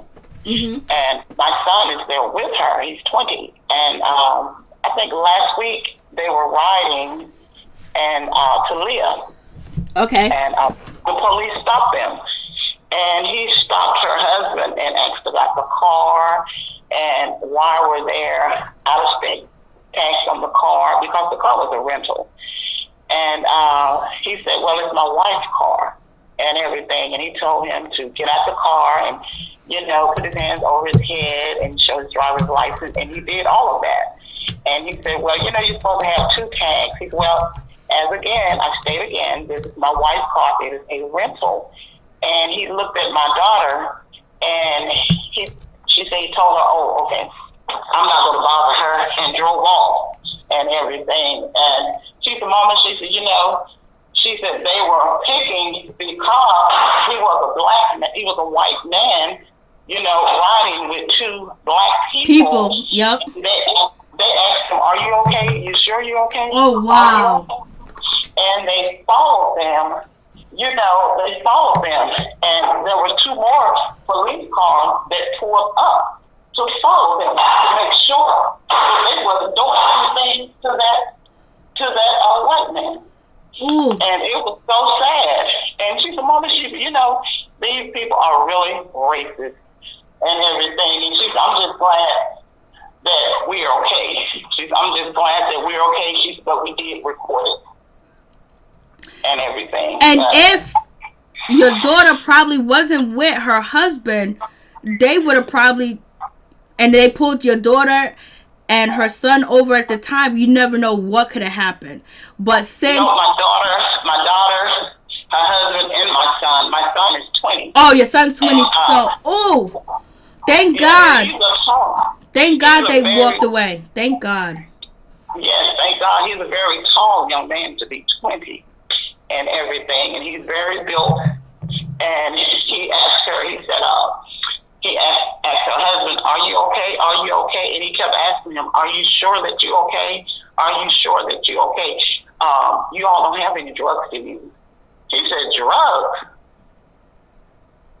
Because usually they think the white man is supplying the drugs to the black people and they bring them back to their communities. So basically 3 people, when it's a woman and 2 men, cops already, this is what they say is suspicious, and they'll pull them over because the woman is the drug mule. The white guy got to be the supplier, you know. Yeah, and my son is in college. You know, my son is in college, and my daughter is a nurse, and her husband is a doctor. And they were looking at him like, and then they asked him, said, "Why are you with her?" He said, "That is my wife, but why did you marry that kind?" Ooh. So they would have pulled if your daughter was by herself and your son was in the car and they happened to get stopped by them police, it probably wouldn't have ended well, because they already stated that they were racist, because they asked that man why did he marry a black woman, so therefore they don't like black people, so therefore your daughter and your son's life was in jeopardy by being pulled over by them police officers. Yeah, and when she told me that, it scared the mess out of me. It scared me to. Ooh, I know it did. I be scared too when they leave the house. When they leave the house, I be scared. I ain't scared of no gangbangers. I ain't scared of no robbers. I'm scared of the police pulling my family members over. And then when they left like 3 days later from Talia and everything, her car got pulled over again. And the same question was asked again. And it was like, "Mama, you know what? I think they're profiling us." Yes, they are. I think that, but I wanted to say something about NeNe. I've heard Kenya. She's doing all these commentaries, these little talks she's doing all over the internet, saying NeNe has been fired and this and that. And, I guess Bravo has said, no, NeNe has not been fired. Her manager has said she has not been fired. And, the conspiracy is to make us as African-American people to catch on to that and continue to say that so we can, have her stand in judgment, like, to give her such a bad name. And I see that so many of us African-American are saying that, "Oh, NeNe is fired, NeNe is fired."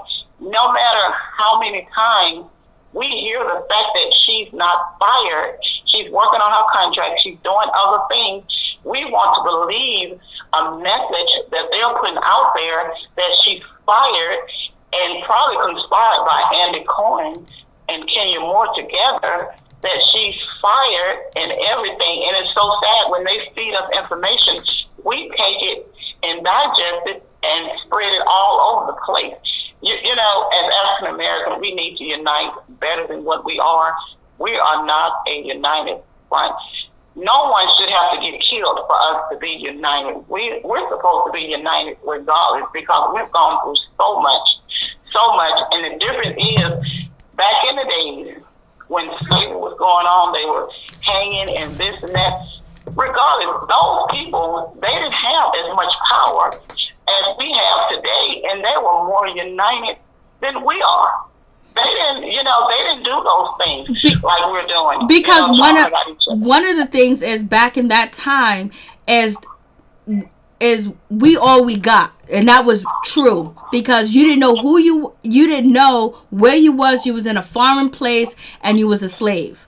And so therefore you couldn't socialize with Spanish, Asian, white, or anything else like you can now. But also in that time that they used the Willie Lynch syndrome too as well. They divide and conquered us, as far as raping our women and having some light skin, having some dark skin, and treating the light skin better, and that persisted persisted, and then it also consisted to go on when we saw media, when we finally saw black people on TV. They had to look almost bright, almost white, or they had to have straight hair, and so they gave us what beauty is, and internalized, made us hate each other or hate ourselves, like having curled hair, having 4C hair, or having big lips or a big nose is bad. But now you see everybody's injecting their lips with everything, injecting their ass. Before, having a big ass was, oh, you're a baboon, we were made fun of. And now, you know, things have changed. So there was a lot of mental issues going on too as well. They was using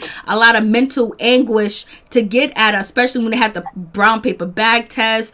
Oh no, you can come to this sitting, or you can eat inside. The rest of you guys eat out in the field. So it's been so much that's been used to separate us. Oh, I'm gonna let these certain black people make it, but when I let these black people make it, they can't, you know, be around you guys. So it's so much that separated us, where, you know, this situation with George Floyd has actually brought us back together, where we're all saying is enough, and we out here fighting. But once we said enough is enough, all the other races joined behind us to fight too. Yes. And then, you know, I look at the fact too. My mother, she marched with Dr. Martin Luther King. And when they pulled Emmett Till from the water, my mother was like, I think she was about 13 years old. And she saw them when they pulled them from the water and everything. And, you know, she always say, you know, reality shows now, they are put out there to play black people against each other. And she said they'll let the black people make $1 million or $2 million, even $10 million. But the ones that own it, all the reality shows, they're making billions of dollars. And they are playing us against each other. And I looked at Kenya Moore, what she did. She called NeNe a white something. What was that? White chicks. A white chick. And that was a very, very racist remark for her to call another black woman a white chick. And if NeNe had used that term, she would have been torn up on social media. And Kenya has also said that, you remember back here when she said that she wanted a baby with good hair and blue eyes. I remember that. She didn't want a baby by a black man. And you know what? She did not have a baby by a black man because Mark is mixed. He is mixed and everything. So she made, you know, she did what she had to do. And she's looking at the fact that I have long hair and green eyes or contacts, whatever. And, well, I'm not all the way black because if you look at it, her grandmother is not all black. Kenya Moore's grandmother. She's not all black. So Kenya is stuck into something. And, you know, Kenya, she hate her race. You can see it. She hate her race. NeNe has not said anything about her in a long time. She's talking about NeNe because she don't want to open her life up with Mark, and that the fact that Mark is not with her. And she's doing all these little talk shows that she's doing, acting like Mark is there with her, but no one would ask her the hard question, Kenya. Where is Mark? Why Mark wasn't there during the pandemic? Why Mark wasn't there for Father's Day? You know, where is Mark? You raising this baby by yourself. And you have everybody, you have Brandon there, you have your stylist there, but where is the dad? When the dad was the one to say that he didn't want another man holding his child. She said that. She said, Mark doesn't want another man holding his child. So I'm trying to understand why no one is asking her or making her stand up for the things that she said about her own race. You know, Eva ran from it. She quit they said she quit the show. Some say she got fired. She ran from it because she did talk down on black women, and her husband, mother is white, and the dad is black. So she ran from that. She ran from it. And no one is asking those questions. Why are these women on Atlanta Housewives? Why are they talking about their own color like this? Why you all letting Eva get away with that? Why you all letting Kenya get away with that? And Kenya and Kandi Burruss, Why are you influencing that? She was on the show with T.S. Madison, and T.S. Madison is the same man that talked about women wearing Kotex.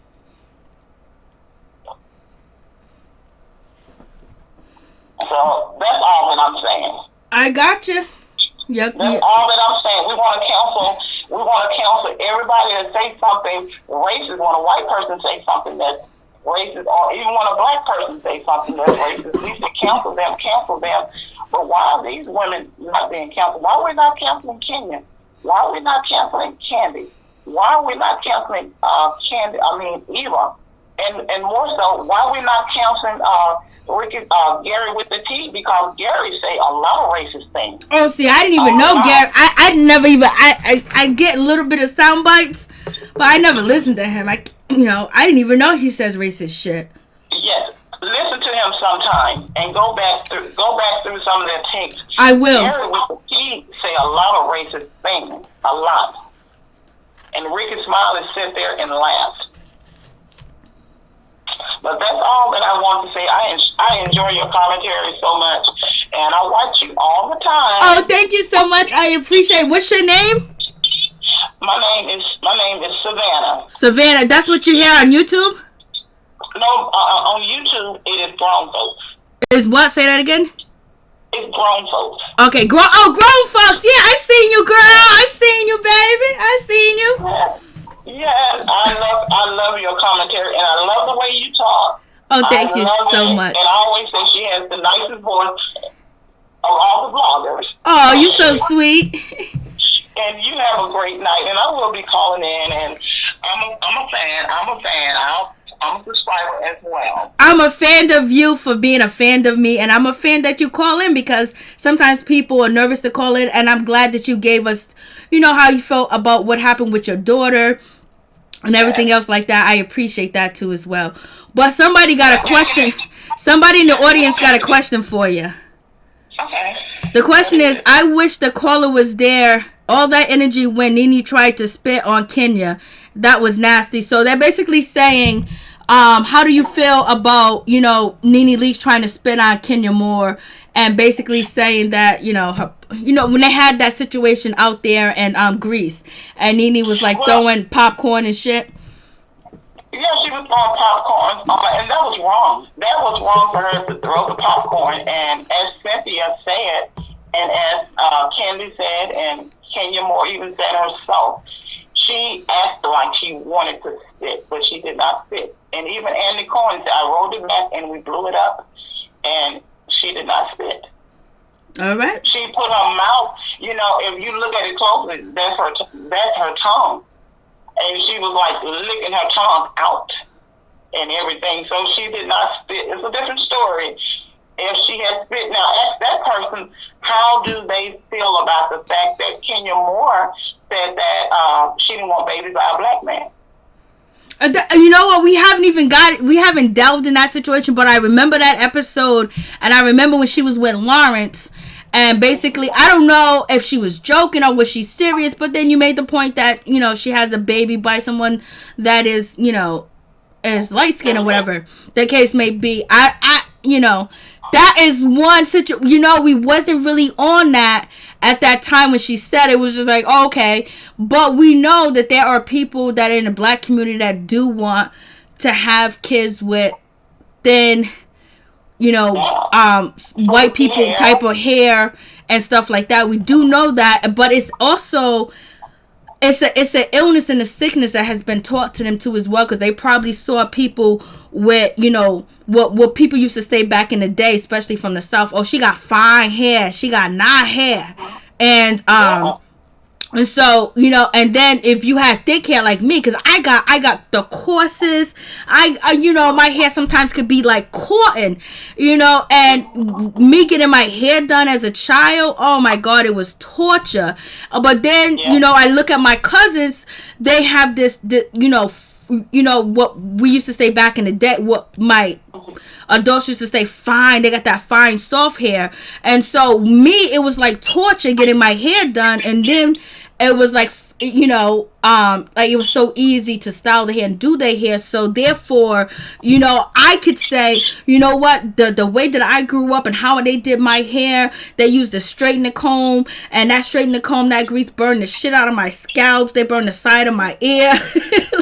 It did. And the thing is, African American women and men, they, basketball players, when they become famous, my son is a professional basketball player, but he's not dating because he's 20. And I told him, I said, you know what? Most of the time, when young players become famous and everything, they start looking at women of another color. He said, well, mother, he said, no, I'm not going to do that. And I said, well, they all say they're not going to do it and everything, but most black women, they say, well, I want a baby with colorful eyes and good hair, and I prefer to have a biracial baby. I even asked my daughter the same question. Why did you marry a white man? She said, well, Mommy, I've been treated bad by black men. I've only dated 2 black men in my life, and they both treated me so bad. I didn't marry this man for his race. I married him because of the way that he treats me and everything. He treats me very well. And I said, okay, because the question will be asked later on if you have any children.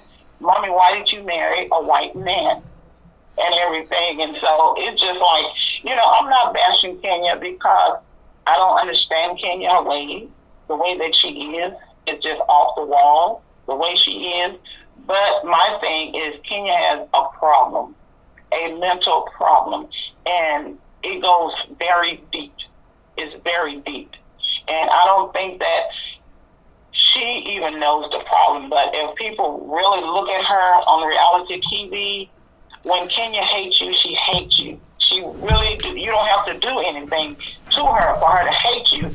She hates the fact that you have more than what she has, and she wants to be in control of every situation. Then why is she so cool with Kandi? Because Kandi have more than all of them.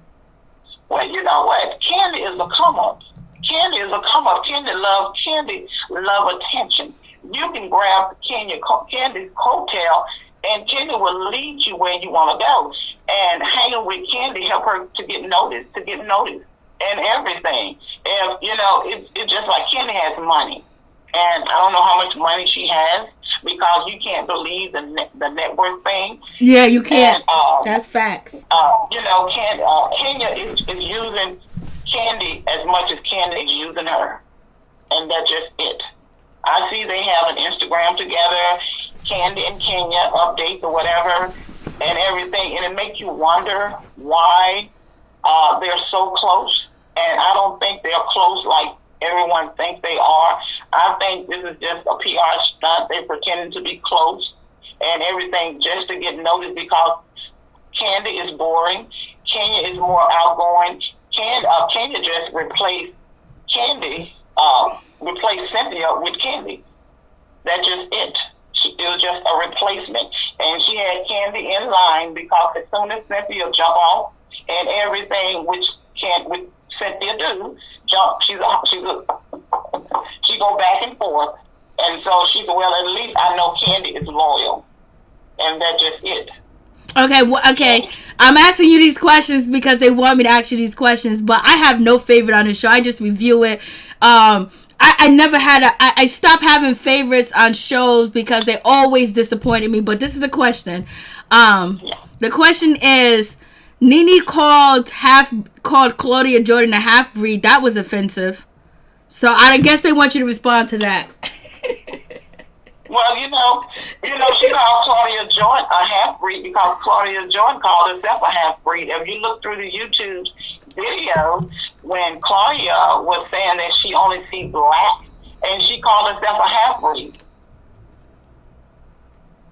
Yep. You remember that? I know Claudia Jordan has referred to herself as a half-breed, meaning even before Real Housewives of Atlanta she has, because Claudia Jordan, where I live at now, Claudia Jordan is from where I live at now, and I know of her family, and I know a lot of people that know her and grew up with her that are older than me or whatever, but so Claudia Jordan mother still lives here, so she refers to herself as a half-breed. And a lot of the females here don't like Claudia Jordan.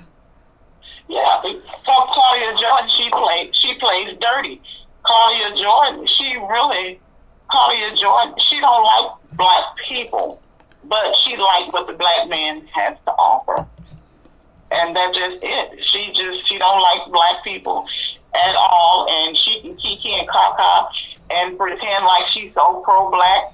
But once you say that I only see black, I'm surrounded by all of these black people and everything, you will never, ever, you can't ever say that you care for black people when you sit there and put black people down like you do. And Claudia Jordan, this here is just, Ricky Smiley knew what Claudia was. That's why he fired her. Claudia do not like black people. You remember when Kenya tried to fix her up with Portia's husband when they were just starting their divorce and everything, and she didn't want that man. That man was too black. She didn't like that man. She said he was ugly. But she was engaged to Medina Islam, and he's dark-skinned, right? He's dark-skinned, right? Yeah, Medina, he's dark-skinned, but you got to look at one thing about Medina. Medina is a good-looking man. She wasn't going to marry Medina. She was not going to marry Medina. But I got to say this. I respect your opinion. I don't think Claudia Jordan don't like black people, but I know, like, online, everywhere I go online, they say that she's that way that you're saying, but it's just, I don't know. I've been watching Claudia Jordan from Foxhole to Reach Around Radio, and then I don't watch her. Only time I watch her, you know, when she's talking about NeNe Leakes on her new Foxhole shit or whatever, but I don't pick that up that she don't like black people, but I know that so many black women, when I say so many, I mean thousands and hundreds of black women online say that she's a colorist. You know she is, because I remember back here some years ago, I don't know how many years ago it was, I think it was after she was on Atlanta Housewives or off, and I had tweeted something, and she tweeted me back, and she asked me to email her and everything, and I never emailed her back and everything. She said, how do you figure I don't like black people? How do you figure I don't like black people? I said, because you say it all the time. All of the time. And I was not going back and forth with her with an email, because whatever you have to say, you say it where the public can hear, not in email. And that's just it, you know. Well, if she like them, she do. If she don't, she don't. Because one thing about it, if you like black people, you would not tear them down. You wouldn't talk so bad about them. And that's just it. I feel you. Like, I'm not even discrediting anything that you say about that situation, because I'm not discrediting anything anybody else said. I'm just saying I didn't get that take of it, but maybe somebody could see it differently than I do, and you definitely do. And not only definitely you, there's hundreds of people and other bloggers that feel that way about Claudia Jordan. Sure. Let me ask you this question. If you were at a party, for instance, if you were at a party and everything, and you hear someone, and you hear Donald Trump, let's say Donald Trump, because he get a lot of lashing from us, and you hear Donald Trump say, you know, I'm surrounded by all dark. I'm surrounded by all these dark people. You know, I can't even see because it's so dark. What would you think? I would normally say that would be something racist, that because it's coming from Donald Trump. That is a Why? racist. That's a, because we know he don't like black people. From like I have different examples of Donald Trump, you know, coming after black people and saying racist things that I know of factually. But with Claudia Jordan, I just never, everything that everybody else heard, I didn't hear. You know what I mean? I didn't hear that. But if someone says that, you would, either they're trying, because Claudia Jordan is a comedian too as well, either they're trying to be funny or say something, because there's so many dark jokes that is you know, if you watch Wildin' Out, Michael Blackston, he gets so many dark jokes, you know, on Wildin' Out, and then he gets so many dark black jokes on his Instagram, from black people too as well. You know what I mean? And since she's the comedian, so I don't know. I guess I got to get to see what you guys are talking about. But when I see her like on different other shows, when I saw her on Foxhole, like she would say shady shit, but it would be like shady shit that is kind of like, it's just shady shit. But I never took it where she was being racist. I guess that's what it was. Well, you know what? It's one thing to say something as a black person and everything. You know, even Bernie Mac, he would say things and stuff, but you knew Bernie Mac was not a racist. You know, you knew he was not a racist. Martin Lawrence, you knew he was not a racist. And my thing is that it's hard to define what a racist is when you like the person that's saying the racist remarks. No, I'm not saying that I like her. I haven't heard her say the things that has been considered racist. I haven't heard it. That's the only thing is I haven't heard her say it. You know what I mean? But I take into accountability that so many people called her a colorist for so many different things. So when I say so many people, I'm talking about 20 to thousands of people that say that. I just never seen it. You know what I mean? Tony, I still got you on hold. I'm gonna get back to you, but I just wanted to get to 9:03. But no, I'm not taking anything away from it. So you know what I need to do? I need to go back and watch some of Claudia Jordan Oates. I don't know if I can find it or find where she said these racist things where. Because, you know, even on the, what is that, Vanderpump, when they fired those girls and everything, they fired those girls because they said those girls was racist, okay? Yep. Now, if they fired those girls because something that they said or posted and they're racist, why not get rid of Claudia Jordan because she continues to say racist things? You know, on this side, you know, you of another race, but on this side, you're this race. You understand that? And, you know, the stuff that comes out of her mouth about our people is very disrespectful. I must have missed all that shit. I must have missed all that shit. So I'm gonna type into Google what Claudia Jordan said that was racist.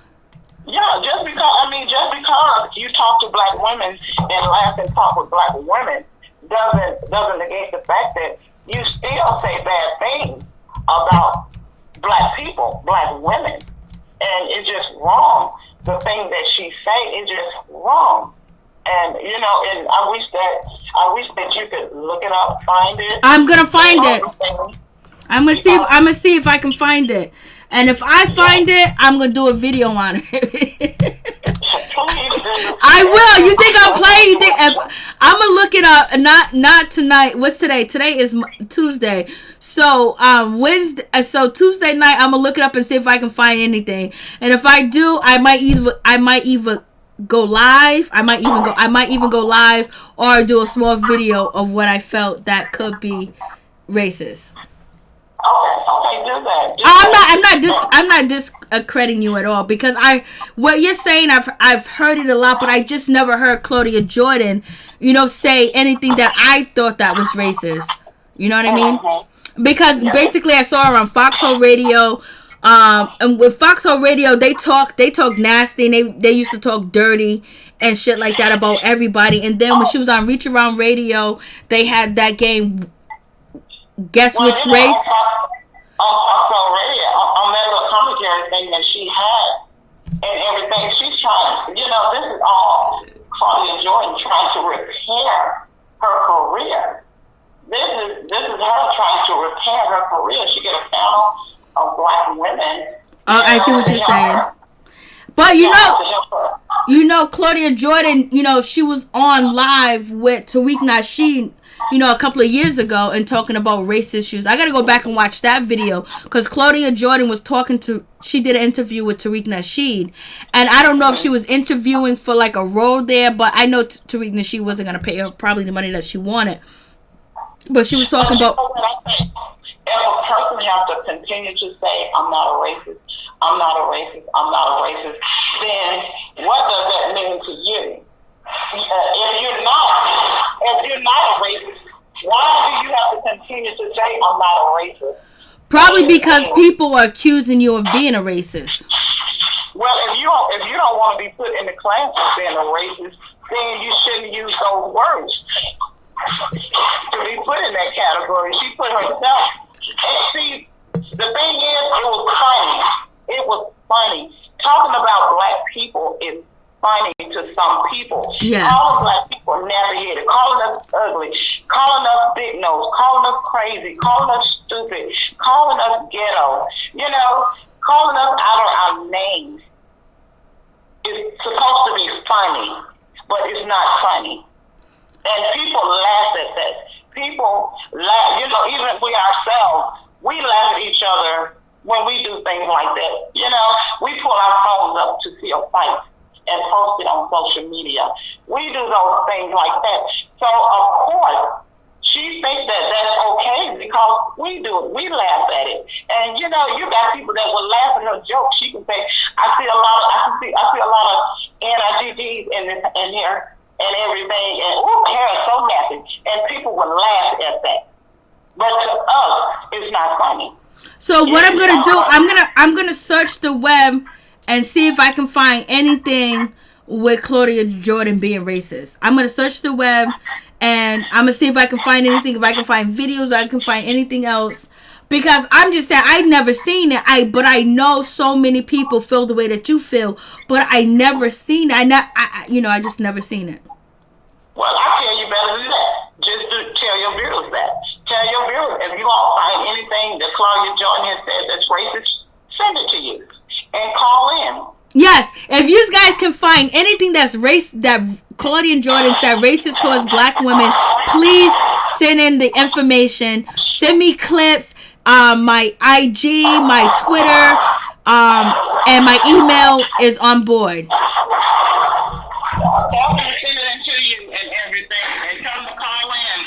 And call in, and you guys call in right now if you know of Claudia Jordan being racist. Thank you so much. I'm going to click back over to Tony, but I appreciate you. What's your name again? My name is Savannah. I mean your YouTube name, not your YouTube name. Grown folks, thank you so much. I appreciate it. Okay, you be blessed. Have a great night. You be blessed too, and God bless. And I'm glad that God was watching over your daughter and your son-in-law that day, and both days. Thank God. Yes, thank God, and you all be blessed. You be blessed too as well. Amen. Okay, Tony, I'm clicking back over to you. Okay, Tony. Okay.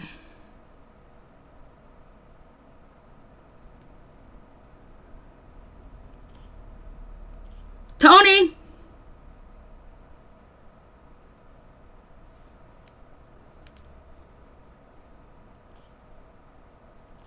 Tony, you here? Yeah, I'm still there. Hey, Tony, I'm sorry I kept you on hold, but she was calling in for the beginning, and, I kept missing it because I don't know what's going on with my phone. But do you think Claudia Jordan is racist, or do you think she's a colorist? Do you have an opinion on that situation? I haven't heard her say anything racist or colorist. As far as I know, no, I haven't heard her say anything racist or colorist. Okay. No, I haven't. Do you believe that? Do you believe that she is? Much as she be around black people, I would hope not.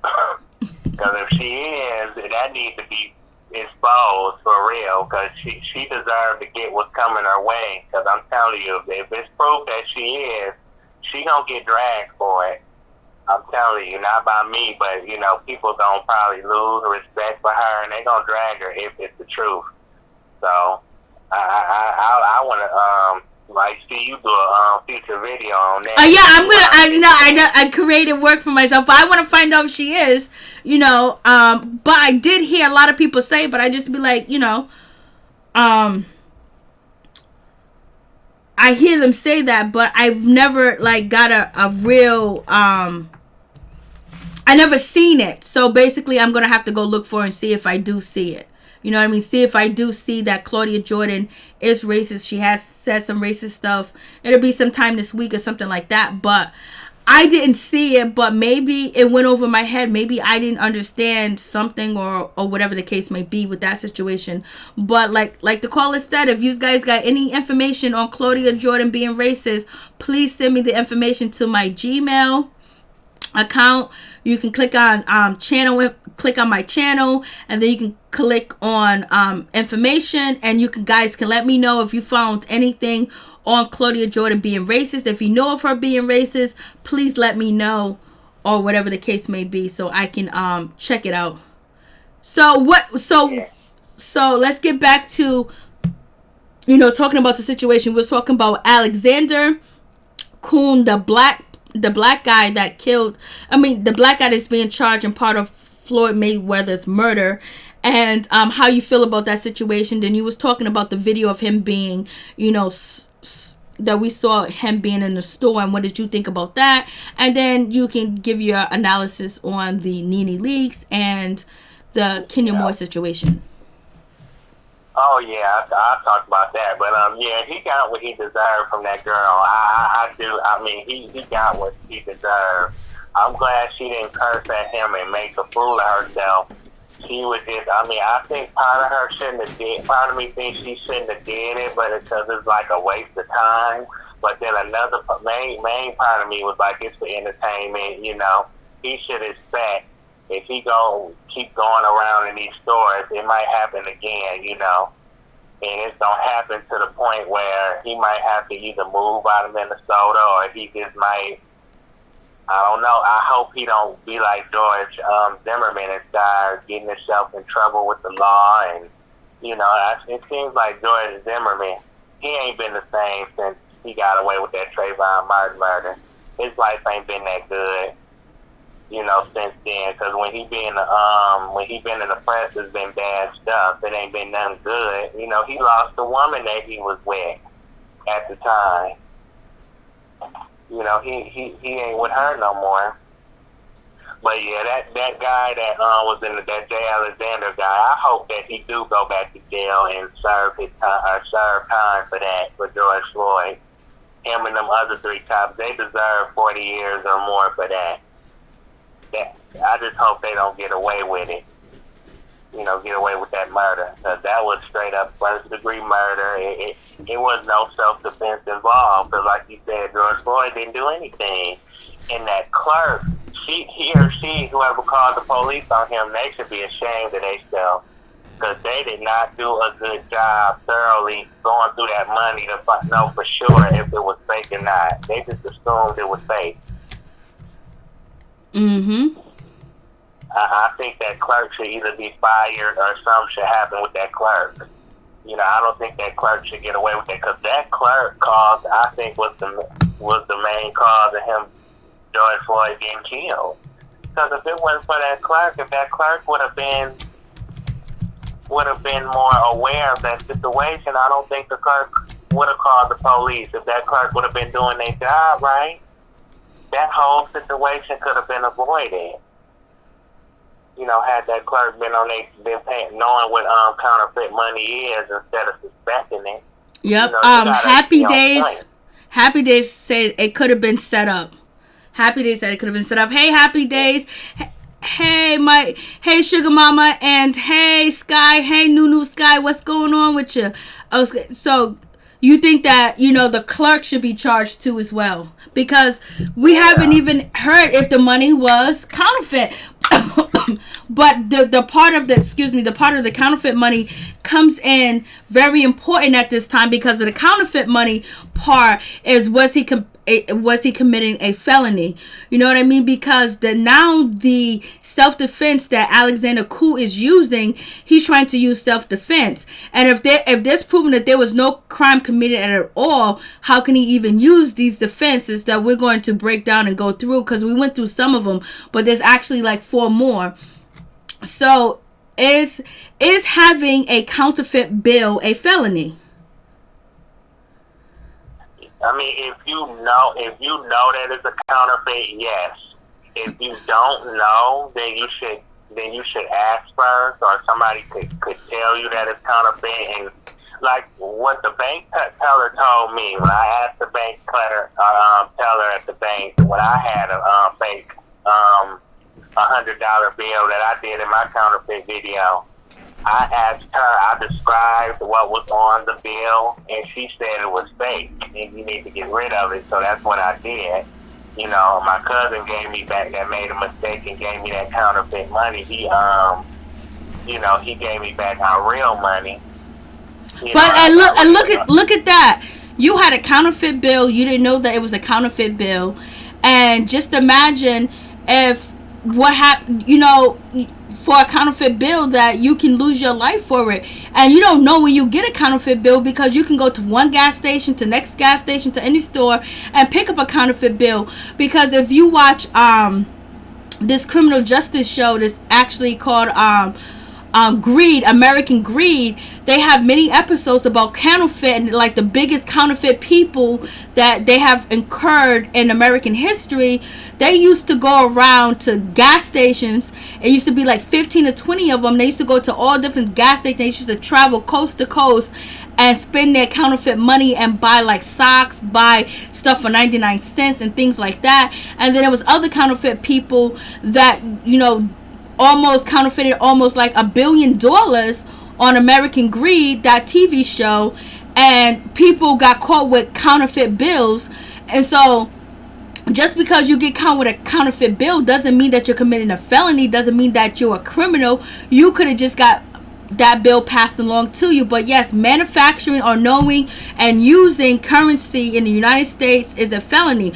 But what if you don't know? But look, you had a counterfeit bill, you didn't know that it was counterfeit, and like, could they charge you with a felony? Could they take your life for that bullshit? Like, they're on some that you don't know where you picked up a counterfeit bill. You know what I mean? Yeah, that's why I did my research on it when I started seeing the Chinese signs was on mine, and I showed it in my video. I tried to, you know, I showed what it was like, one sign of counterfeit money, and then I looked it up on the internet and I discovered it was fake, and I told the clerk about it at the bank, and she said if I would have submitted it to her, I wouldn't have been able to get it back. You know, she wouldn't have been able to give it back to me. So that's why I said I wanted to show my cousin that he gave me a fake $100 bill, and he gave me back my real money. So I got rid of the counterfeit, or I still got it, but I'm gonna get rid of it though. Just a reminder of what, you know. So if I see something like that again, I know what it is, or I can compare it. But I'm just gonna get rid of it because I don't think I'm gonna get any more counterfeit money, or I hope not. But if I do, I'm gonna do a search on it. Facts, you know, facts. You never know where you get it from. At one point in time, I was doing personal care service, or whatever the case may be, and you know, they paid me like, maybe they gave me like $900, right? So they gave me $900 in cash. But the $900 in cash that they gave me were bills before that I was even born. And when I went to the bank or went to the stores, they all thought it was counterfeit because they never seen these bills so old, you know? And so, you know, that it's still not a felony. Like, how can they say that he actually committed that felony? They need to do investigation. They're gonna do an investigation and arrest, you know, George Floyd over fake, you know, $10 bill, $20 bill, or whatever the case may be. And they didn't that's a white collar crime, so they didn't need to use that force. So we're going to try to figure out how, you know, Alexander Koo, one of the cops that is charged with, you know, involved in George Floyd's murder, how he's going to use the defense that he's using. Because we talked about some of the defense, because there's a lot of new people that came in the chat. So Alexander J. Alexander Koo, he's actually using self-defense, and there's stipulations in the self-defense that he can use under the Minnesota law, Minneapolis law, and this rule 9 point something. So we're gonna talk about that, you know, either tomorrow or Wednesday too as well. So you never know if you get a counterfeit bill or not, you know what I mean? Like, they thought that I had counterfeit money, but I didn't. It was just old bills. And then there was somebody that, you know, was older that looked at the bills and was like, oh my God, yeah, these are real hundreds. And then I went to the store and I was about to spend the $100, and the guy was like, oh, this is a counterfeit bill. And then the dude behind me was like, yo, miss, I'll give you $115 or $120 if I can get that $100 bill from you, because he'd like to collect old $100 bills. And he said this bill is actually like an antique bill or whatever, you know. So you can't just arrest anybody. And then the people on American Justice that did all the counterfeit stuff that like is going down in American history, they did billions of $1 billion and millions of dollars, and you're gonna try to tell me that this guy George Floyd deserves to lose his life over a $20 or $10 counterfeit bill? Like, miss me with that bullshit. No, not at all. No, and even if it was fake, the clerk could have just told him, you know, I can't accept this, it's fake, you know, and you need to leave. Maybe you need to leave because I don't want to get in trouble, you know, for dealing with somebody who have a counterfeit bill or something like that. She didn't have to call the police on them. They could have just warned them or something like that. Or, you know, or told them that if you didn't know, now you know, or something like that. I mean, it's a way that clerk could have handled that situation better. Yep. Or like Happy Day said, that could have been a setup, but, you know, I feel like the clerk need to be, you know, ashamed of themselves, or at least, you know, in trouble, because they started something, you know, they caused the person to lose their life. You know, they didn't think that was going to happen, but still, if you hadn't called the police, that wouldn't have happened. That could have been avoided altogether. You should have been on your job. You should have been taught better, or use your skills that you learned in training, what fake money is and what real money is, and, you know, stuff like that. You should have known what you was doing. And that clerk obviously did not know what they was doing. You know, or they was too scared, or they was probably like, George, this big black, or this man is black, and I'm scared that, you know, he's giving me fake money, and I'm maybe too scared to tell him, you know, because of what he looked like, and he might do something to me, you know, because he's black. That could have been a reason. Maybe the clerk was scared, but you shouldn't be that scared, and, you know, you shouldn't have a job like that if you don't know how to tell real money from fake money, and you can't tell nobody. Now, if it would have been fake and you would have told him and he would have had a bad reaction to it, then I would say call the police. But other than that, that was the opposite of what happened. And that clerk, it should be ashamed of themselves. I really do. Think that, because that clerk should feel bad. Yep.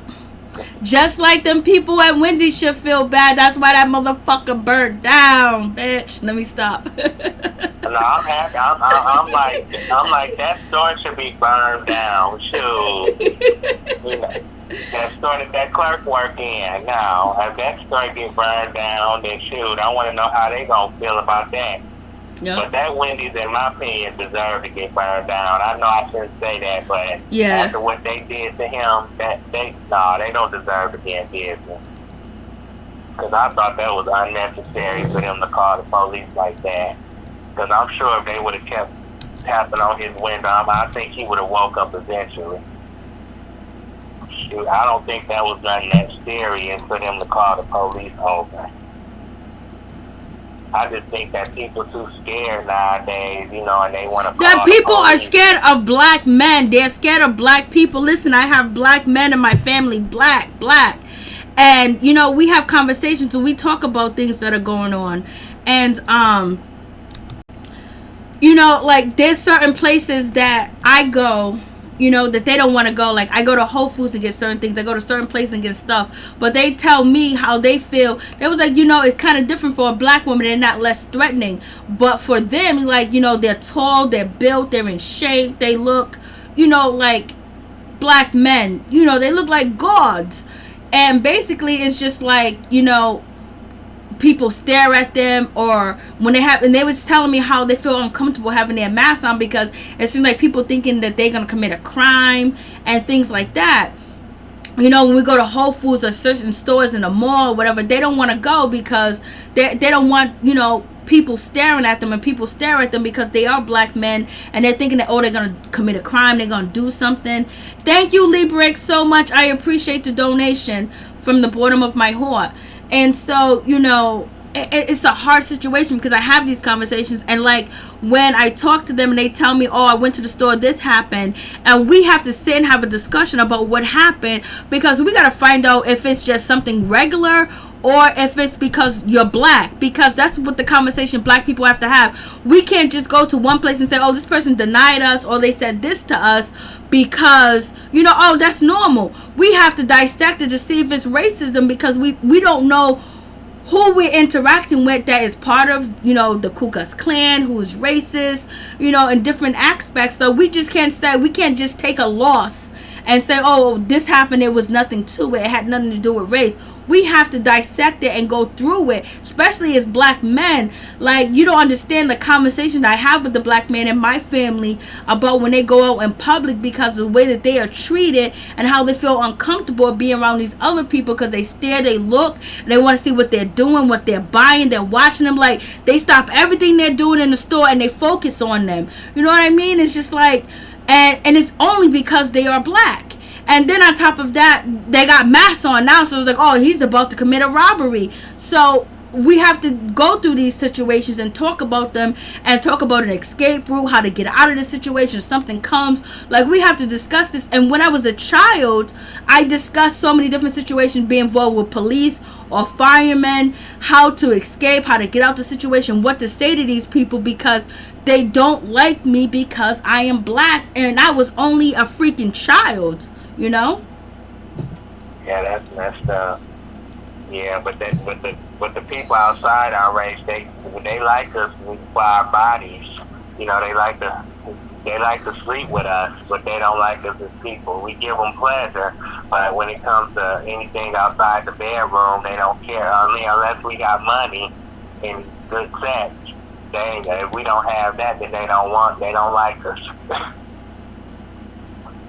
Exactly. So what did you want to bring up about the, early in the video? We're going to go back and we're going to discuss all the stuff with the crimes and everything else, tomorrow.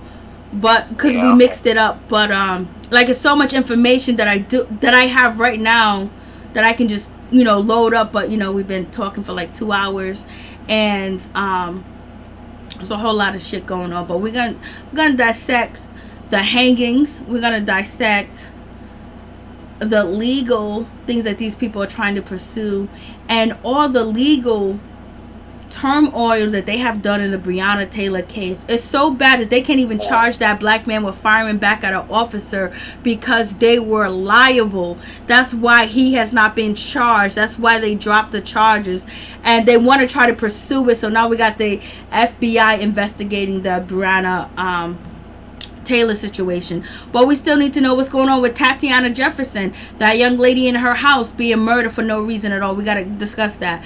So let's get back to the Real Housewives of Atlanta. So what do you think about the situation with NeNe Leakes and Kandi Burruss, and Kenya Moore saying that NeNe Leakes is not returning? She hasn't signed her contract, and she should be replaced with Vivica Fox or Lawrence or anybody else that can talk. Well, Kandi, I just want to say, Kandi, about her, to me, she always been a boss. She always been a queen in my book. I really, love and respect Kandi. I like me some Kandi. I love me some Kandi. So I ain't really got too much to say, because she just shining bright like a diamond in everything she does.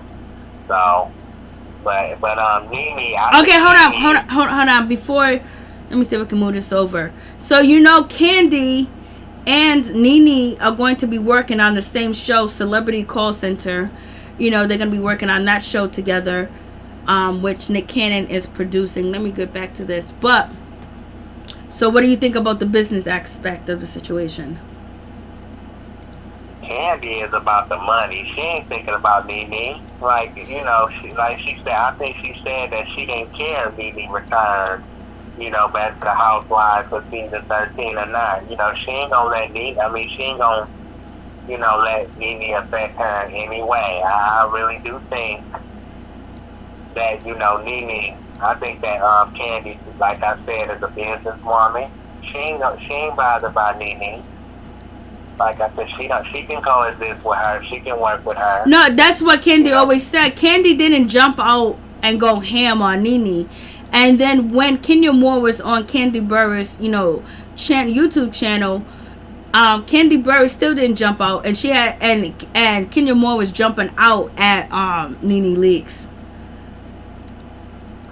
Yeah, and I think that Kenya Moore is bothered by NeNe. I still think she's bothered by her. Because why she can't be like Kandi and be like, I don't care if she come on the show or not. I'm not bothered by her. I know as long as she don't come at me and disrespect me, I'm fine. And if she does, I'll read her just like I did at the reunion. I try to hit her where it hurts with my words. But, Kenya Moore know that if NeNe put her hands on her, she really be in trouble then. Because NeNe didn't, I think Bravo gonna make her understand she can't keep getting physical with people. Like with the producers, and then, how she lynched at them girls, like Kim, trying to fight and all that different stuff. And how she tried to spit on Kenya and throw stuff at her and all that stuff. I think Bravo gonna really get her straight when it comes to all that.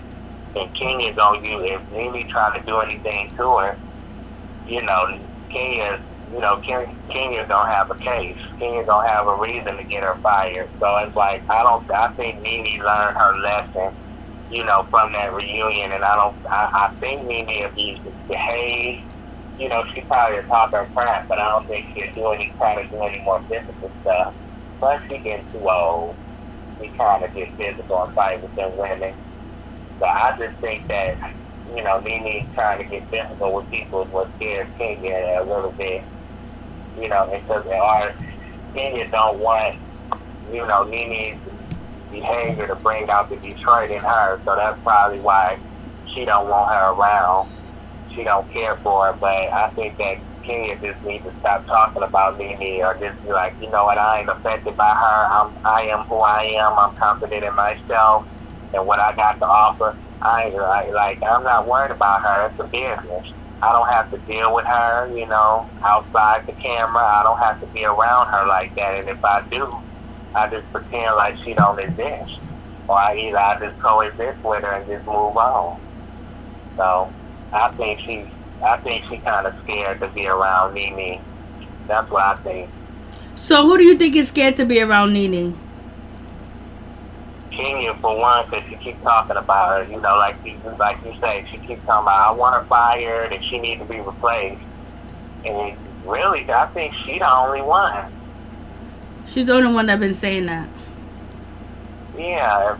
Other than that, I think everybody else can coexist with her. I just think that Kenya just needs to, and plus she got people that can have her back against NeNe, as well. And, like the person said, Kenya always provoking NeNe. If she'll stop poking at her, then she won't bite. Because Kenya Moore is she could be an instigator, and she a provoker, and NeNe is a reactor.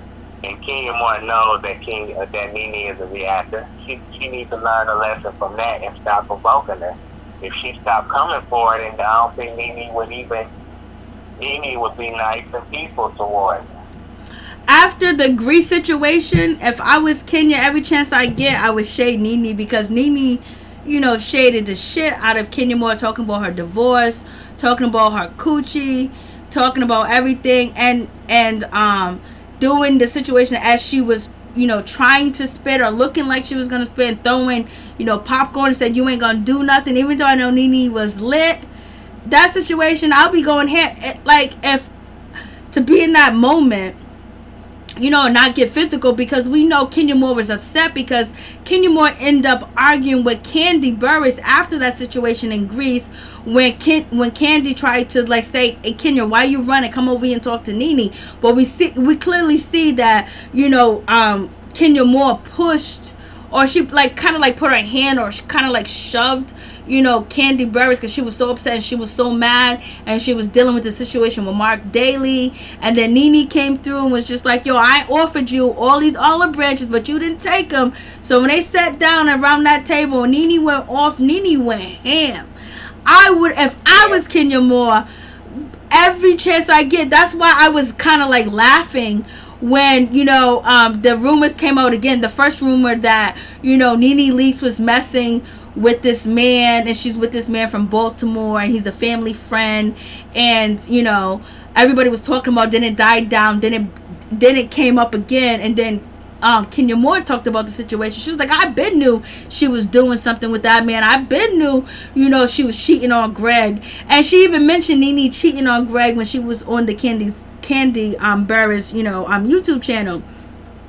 So I thought it was like, I was kind of like laughing, because I know the reason why Kenya was like, oh yes, she is cheating on Greg, and yes, I have seen that man with NeNe. Of course you would, because why would you keep anything a secret? Why would you not say anything about this person that you don't like, that don't like you, and disrespected the shit out of you? And that episode with the grease, you know, that shit went fire. That episode was fire, and NeNe was just going in. You know what I mean? So I can understand why, you know, Kenya Moore is going to say any and everything, but needs to say, people are saying that Kenya Moore was after NeNe from the get-go. And that's what NeNe said, but Kenya Moore said she wasn't. So we're going to deal with that age-old argument. So what do you think about the situation that happened in Greece? Do you think that right there was like a reason for Kenya Moore to say, now after the show that has happened, do you think Kenya Moore owes NeNe Leakes anything nice to say about her? You know the old saying is, if you don't have nothing good to say, don't say nothing at all. But if you don't like this person disrespected the shit out of you at that Greece event, you know, you was in Greece, how would you feel? Like, would you respond, you know, nicely to the person? Or anytime you hear something negative about them, would you say, oh yes, it's true, or not? Well, I wouldn't have no respect for them, no. But at the same time, I wouldn't be like, oh, they should be fired, they should leave. Like you said, she should. Whenever she gets a chance, she should get in her grill about how she treated, and let her know that she didn't like it. You know, absolutely. And I also think that if you don't have that nice to say off the camera, then don't say nothing at all. I'd rather you say the stuff to the person's face. You know, like you said, she should check her every chance she gets. But I think, you know, she might be like, you know what, I might have to bring the Detroit out of me to do that, you know. Yeah. And I don't want to do that. I don't want to do it. So that's why she's trying to play it safe and be like, well, she needs to be replaced. She needs to be fired, because I don't want to show that side of me. But you might have to. You know, you might have to. Yeah, she's gonna have to show. She's gonna have to get. You know, Kenya Moore can get down. But she's going to have to get down to a different level. Or maybe next season they don't want that, because people have been complaining about last season, season 12, being so dark. Yeah, she might have to. That's why I think, because NeNe don't seem like she ain't going to go nowhere. And as far as NeNe go, I think she should get paid for the episodes that she in. And if they discuss her in episodes that she not, she should get paid for that too. Because why they talking about it? You know, if they don't talk about her, they don't pay her. Exactly. But she should say, if they talk about me in these episodes that I'm not in, then I should get paid, because they're making me relevant. They're making me a part of the show. Because, you know, when they talk about one of the cast members of the show, like say if it's Kandi sitting down with Cynthia and they're talking about one cast member of the show, what do? They end up showing clips. So NeNe want to be paid for. I'm thinking NeNe want to be paid for, even if they use her clip in an episode that she's not in, and if they're talking about her and then they use a clip of her them talking about something that she did that she wants to get paid for. Yeah. Nick Cannon, I don't mean to change it, but Nick Cannon, I'm proud of him. I love me some Nick Cannon. I love Nick Cannon. Yeah, I wish his relationship with Mariah Carey would have worked, but yeah, I think that him and Mariah was better than Ashton and Demi Moore, to be honest. But yeah, I really do like Nick Cannon. I mean, some people may not like him or respect him, but I do. I think he's a great guy. You know, he might not do everything that people agree with, but you know, I think overall he's a good dude, and I'm glad that he's a respectable guy. You know, I think he uplifts people, and you know, especially our people. He uplifts us. He don't tear us down. You know, he respects his people, and I admire that, you know, encouraging us, and that he does things encouraging to help us and all that different stuff. But, yes. Oh, yeah, you forgot to talk about Evelyn. So, oh, shit! I know, I seen that last video when you dragged her. I was like, ooh, I be loving them videos when you be getting on her. So what do you guys think? I don't even got a glimpse of that. I don't even got Evelyn up here. Because we started talking about the black issues, talking about Real Housewives of Atlanta. I totally forgot about Evelyn. So what do you guys think about Evelyn Lozada selling her feet? You know, the princess has come down to selling her feet on fans only. She's trying to get that money, that bank, that cheddar, any way that she can get it, because it don't look like she's going to be getting too much money from Cole Crawford, because he is being sued, baby. And then on top of that, he is facing assault charges, which the assault charges are going to probably end up in a civil suit too as well. So Evelyn Lozada need the money. Yeah, she done ran out. I mean, she don't have no other talent besides reality Evelyn Lozada. TV. Yeah, she don't got no talent outside of reality TV. If she had, then she would have been showed it. I mean, she did not use that platform well for Basketball Wives. That's what I was saying in the video. And that show she had on Living Lozada, she didn't use that platform very well to expand her brand. I mean, she tried by selling shoes and, you know, doing a little documentary. But she did it a decade later when she started selling shoes for Shoe Dazzle. She should have been selling shoes for Shoe Dazzle years ago, number one, where people thought that Shoe Dazzle, oh my god, I love Shoe Dazzle because you can, they're sending you shoes in the mail, they're sending you, you know, boots in the mail. Shoe Dazzle was okay, but the quality of the shoes was cheap. Before people realized that this ain't shit, it was something new to have, like, you know, they take your shoe shot, your shoe size and your measurements, and then they will, you know, send you shoes. So that was cool, but then she started selling it like a decade later when people realized Shoe Dazzle is just like the upgrade Payless with the quality of the shoes. You want comfortable shoes and supportive shoes. And then now she did the documentary on YouTube. Nobody tuned into it, living Evelyn Lozada from the hood, from this street, from here, and nobody paid attention to her ass. And then she tried to, you know, still take shots at Chad Ochocinco, and that shit didn't work. I know, and that's what I respect about Tammy, because Tammy set that record straight. She sure did. I'm like, if you are friend with somebody like Tammy, you do not want to rub her the wrong way. You do not want to get on her fan side. I'm telling you, because Evelyn tried to come after her that last season, that last season, like not this past season, but the season before that, talking about how sick she looked and she could never give birth to babies, and she was lying about ever conceiving a baby.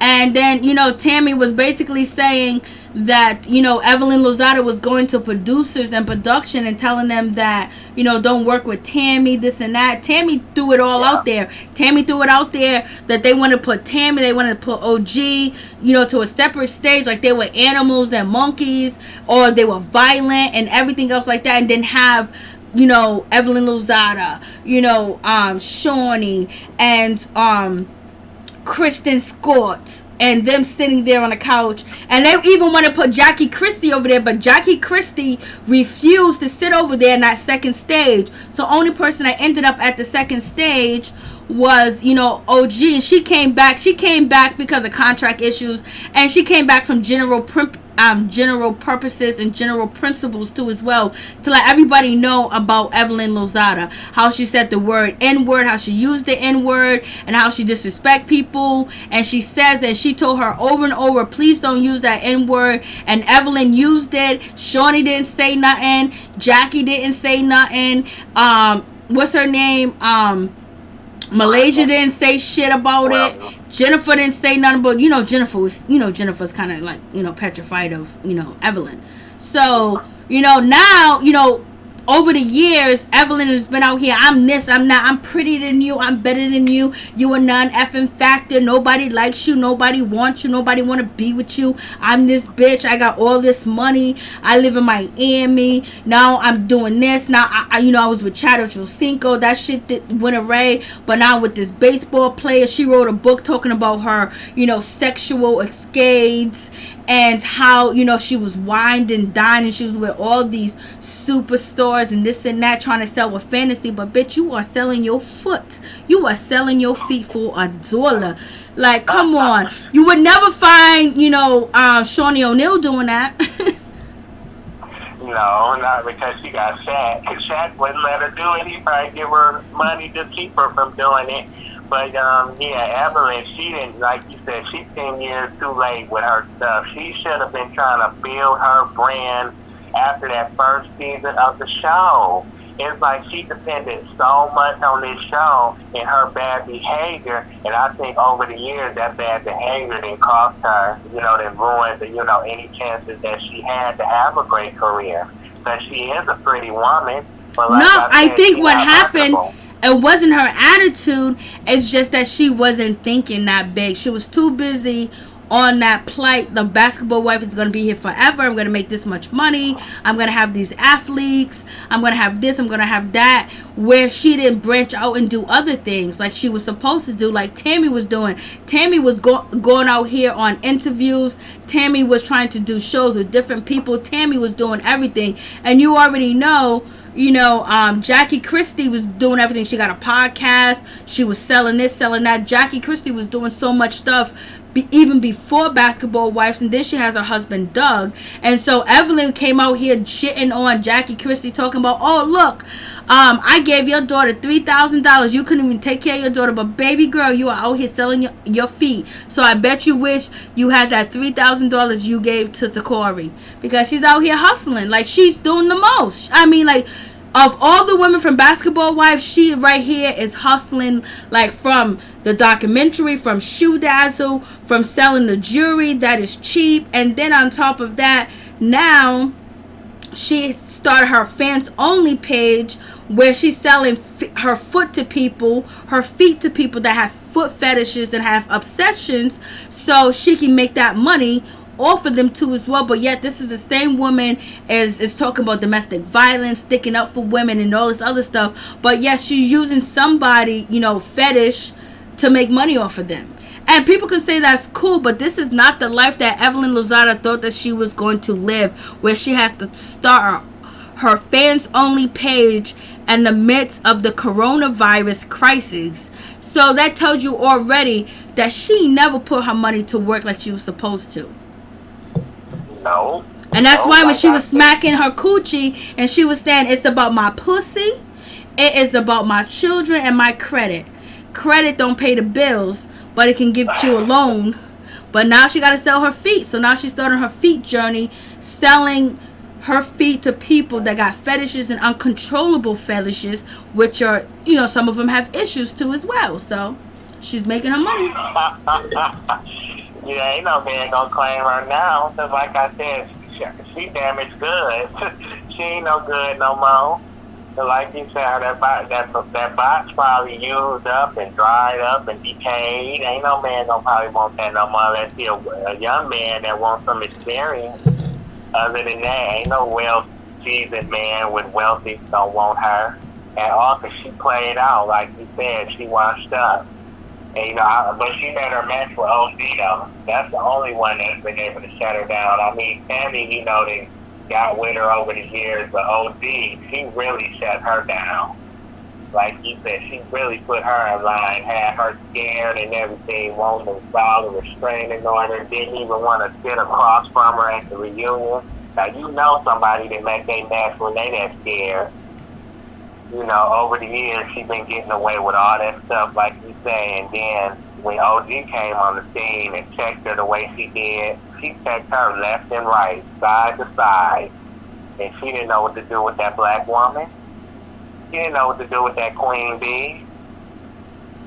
You know, I mean, but I'm glad that OG around. They need her. That's her. She a perfect representation of her race and her name. Cause she is an OG and Evelyn. Them beats. How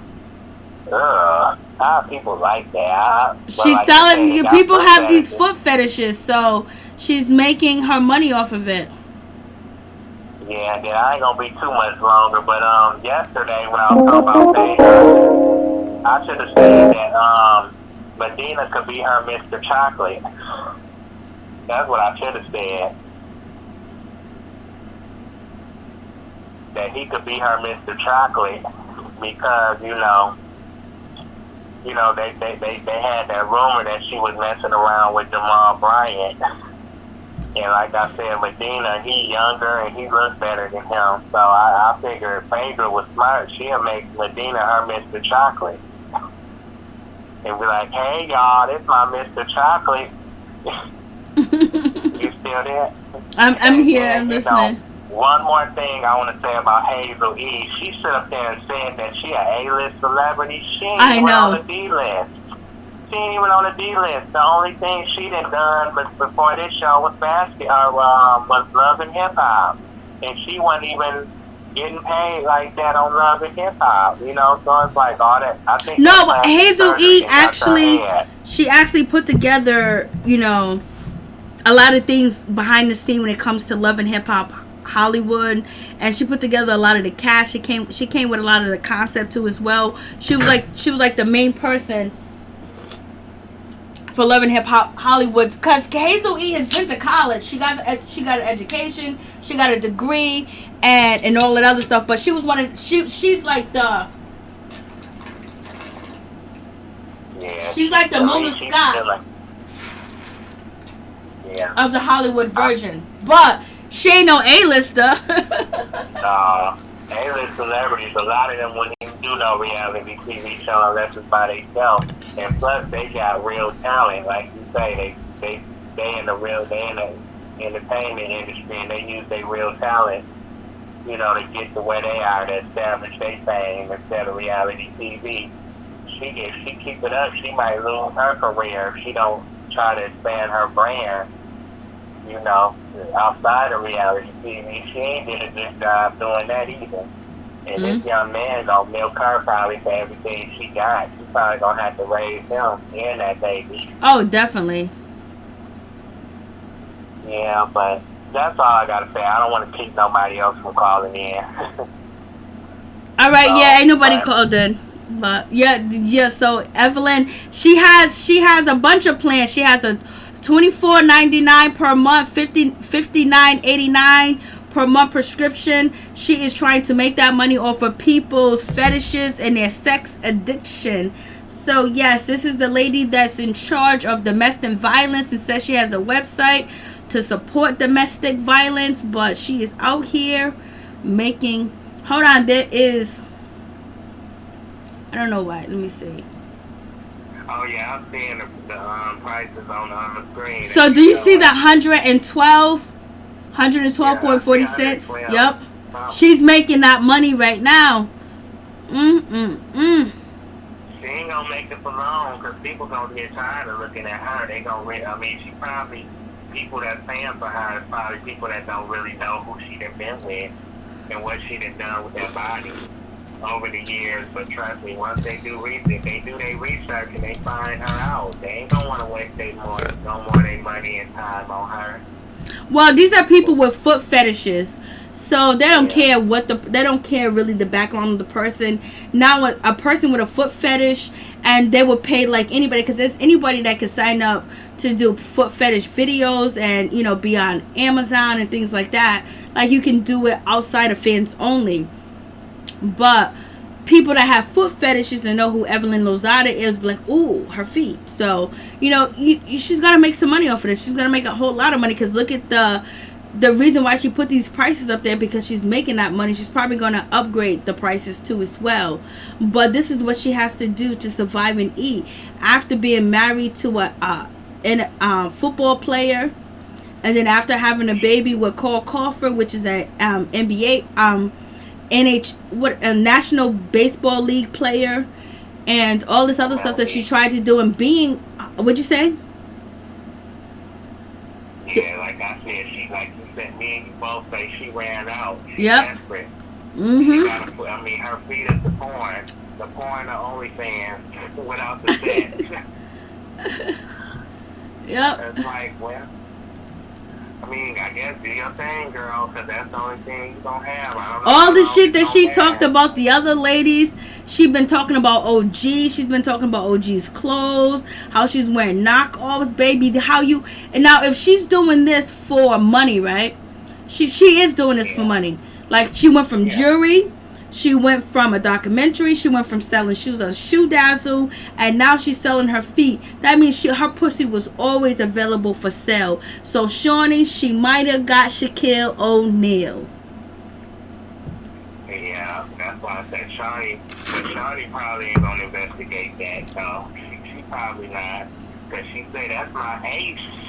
Well, hopefully you can help your ace, you know, get off of this situation, you know, like I said, because eventually, you know, like you said, she gonna make a pretty amount of money, but it probably ain't gonna be for long. I bet you in a year she won't have that account.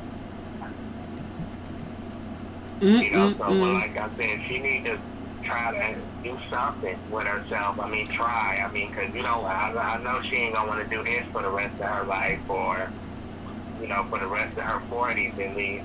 Because when she gets 50 or older, I don't think nobody gonna want to look at her feet. So what is well, sometimes you can't tell a person's age by their feet, but the situation is, what kind of role model is she, you know? To anybody, like, you know, she was quick to get into these relationships with these guys, quick to try to have a baby. She was trying to keep, you know, the embryos with Carl Crawford, but she did get rid of him, and then he went on and had, you know, plenty of the children. But she acts like she's so sophisticated, she's better than everybody. And she said to OG, you don't belong. What do you mean you don't belong? OG's educated, she got her own money, she played, you know, professional football too as well in the women's league. You don't belong if you want to get into it, but you belong because you have dated basketball players, you have dated football players, and you have dated, you know, baseball players. Like Tammy Roman said, that, you know, you dated every man and every association that is going on here in these streets.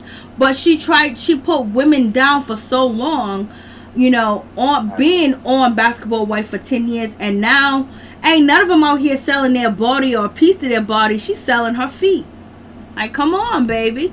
I know it's a hustle. Oh, it's so good that she's getting that money, but yo, she's at the bottom of the barrel right now. Let's be real.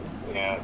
She ain't got no morals, no values, and she, like you say, she's fake, because all them years that she been on the show, she's talking about she a Latina, I'm Latina, I'm Puerto Rican or something like that. But when OG questioned her and said, no, she didn't question, she told her, you're not a black woman, so you don't need to be using that N-word.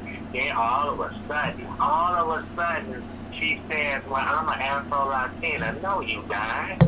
You don't. No, you're not. No black than you. Where did you get that from? Mara La Negra and Juju? Is that who you got that from? Because I believe them, but you, no. You're not a black woman. She made herself sound so stupid.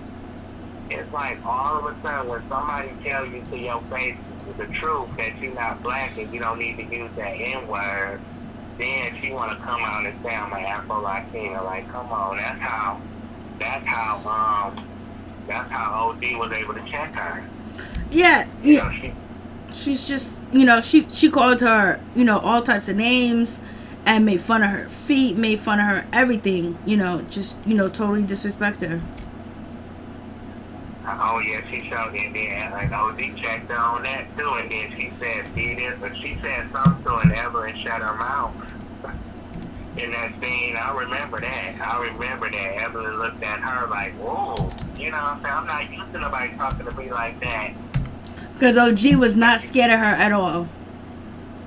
I know, and I love the way when she ran after CC, OG was right behind her. She was right behind. She took off right behind her. She Yep. grabbed her and slung her butt like a rag doll into them bushes, and her butt got up and act like nothing happened. She didn't have no comeback. She didn't run up. And but hold on. We have someone. Okay, I got the wrong thing. There's someone that we gotta talk to in the chat. Let me see who said it. Someone said OG. Okay, Happy Days. If OG's whitening her skin and got a baby face job, she be cool with that STD written skank. I don't know what that means, Lord. But let's see if it looks like OG's lightening her skin. Okay, so let's just. I know OG's not, because OG's conscious. And the reason why I like OG, like, I don't like a reality star as much as I like OG, because I heard her ideology and her philosophy on life and people that, you know, you already know that she's where she's supposed to be. So let's see.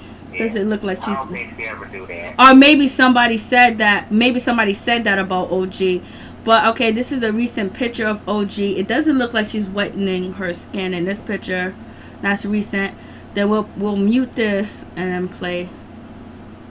Let me play it in a bit. Does it look like she whitening her skin? It looks like she got different makeup on, but it doesn't look like her skin is bleached. I don't know. Does it look like her skin is bleached? She's bleaching her skin.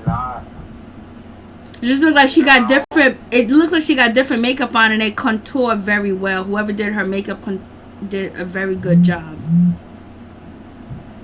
Yeah, I don't think she's bleaching her skin. She's still, I mean, dark and lovely to me. Yeah, probably like you said, somebody put some lighter makeup on her, but I don't think she's bleaching her skin. I hope she not. All that stuff she stood up for. No, I don't think she. No, but you know what? People change, but I don't think she is. Let me put music. Hold on. I'd like to see you do a video on that if you do, if she does.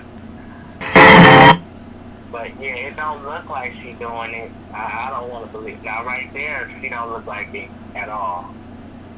Okay. And this is, when people talk about OG's hair, this is the length of OG's hair. Her hair is actually long. She don't blow dry it or straighten it because, you know, you damage it. Yeah, like I said, she is built for days. I know, right? She when they said brick house, they was talking about OG.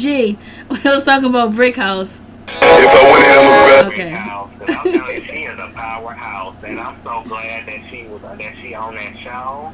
Oh my God! Somebody needed to come in there and check them wages, especially Evelyn. I mean, and she kind of shook Shawnee too. You know, she really didn't check her, but she got Shawnee on P's and Q's. You know, Shawnee didn't want her out there either at the reunion. You know, she's talking about what? Oh, okay. That's facts. You know, she act like she, and then she came hard at her when she was talking about Kristen not being a guy. I'm like, she was just telling the truth.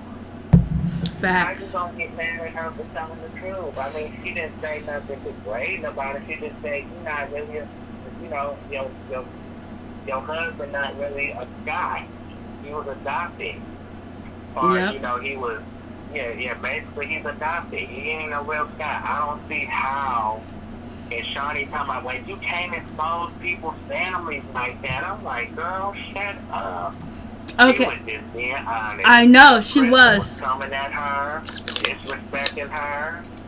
And it's like Kristen got what she asked for. And Kristen has been apologizing. If you guys check out my Basketball Wives playlist, Kristen has been apologizing to OG. So we're going to see how this Basketball Wives unfolds. But okay, Happy Days, I got you. I got what you were saying. My bad. I thought you were saying that she was bleaching her skin, but you was basically saying if she was bleaching her skin and she looked like a Barbie doll, Evelyn would accept her, because that means OG didn't accept herself, but OG accept who she is, and she's not trying to hide or be fake or fool with the situation, and she stands up for black people. Like, you gotta just listen to what OG has. She does a little bit of interviews and a little bit of things she let out there to let you know her knowledge factor, to know that I was like, no, this girl better not be bleaching her skin, but I got you, Happy Days. And I was like, yo. And Veronica, you're so right. One day you up and the next day you don't. That's why you treat people with respect, and you give respect to everybody that you possibly can give, and you be helpful, because you never know when you have to circle back around and ask them for help, and you don't want to be asking somebody for help that you shitted on. And that's what Evelyn did. And she really thought that she was going to be like 10 years, 20 years ago. She thought she was going to be the top. VH1 propped her up, and she was getting all this non-factor. Evelyn, oh, we love Evelyn. I ain't never liked the bitch. I ain't never liked Evelyn since I watched Basketball Life. I was like, this is atrocious, So, but I didn't hate her either, but I didn't, like, she wouldn't be a type of, like, I don't treat people like that. I don't talk about people's clothes. I don't give a freak if you're wearing fake clothes, and if you're faking that you got a name brand or you're not wearing something that's expensive, it's not my place to say anything. I understand why you're doing it, because you're trying to assimilate, you're trying to fit into society and have people accept you and everything else like that. So that's why that's why a lot of people buy the things that they buy, so they can say they're part of this society, they can say they're part of that society, they want to fit in, so I wouldn't down somebody for that. I wouldn't talk about somebody's clothes. I wouldn't be like, oh, you wasn't a non-factor. I'd be like, damn, I didn't even know. Even if you separated from your husband and maybe he cheated with 1,000 women, but he's cheating with you should feel a certain type of way, like, damn, the nigga I pulled was with another, got a wife and everything, and half of the money's been, ciphered to her. But now, yes, Evelyn Lozada is getting child support, but, Crawford is facing some serious situation. He's being sued. And so now he got to gang up and get attorneys to sue, to defend him in that case, with the baby drowning at his house. And then on top of that, he has to defend himself from his ex-girlfriend that is accusing him of assault. So now he got to get an attorney for that too as well. And, she's going to counter sue him for, a civil suit for emotional distress, for abuse, for mental anguish. You got that situation. Then you got him dealing with the Megan, the Stallion situation too as well. So it ain't so crummy over there in her situation. So basically she's like, yo, I'm gonna sell my feet. But this is not the path that Evelyn Lozada thought that she was going to have, because she thought she was better than every one of the women on Basketball Wife, but none of them has stooped as low as selling their feet. Me or you, we can sell our feet. We ain't out here dissing people and talking about their finance and bragging about what we have and what we can do, and we don't wear. She was talking about OG bootleg clothing, or she's wearing cheap clothing. She was talking about all types of shit. And now she has the stupidest low. You think Evelyn Lozada really want to get online and show her feet to people that is fantasizing is going to be ejaculating to her feet? Like, she can't sell the box no more. So it is what it is. 50-50, 50-50, yes, and 50% no. 50-50, as long as she can get that money. She been selling the box, like you said. She willing to sell that. She been willing to sell anything. She been selling that box for a long time. This is karma for all the stuff she done. Like you said, all that's karma, and she ain't never apologized for it. So this karma, what goes around comes around. So she getting what's coming to her. That's why she got to think that long. That's karma. But on Facebook, I did put a post on June 18th. I said, wearing cheap clothes doesn't mean you're poor. Nope. Especially, and then I put, like, this is for people that have kids. I say, you have a family to feed, not a community to impress. Exactly. So that's what I put, I've been getting some attention on Facebook, maybe not too much, but, I get more attention on there than I do YouTube. Hopefully I pick up my content, get attention. But it takes time.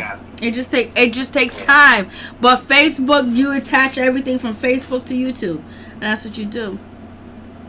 Okay, hold on.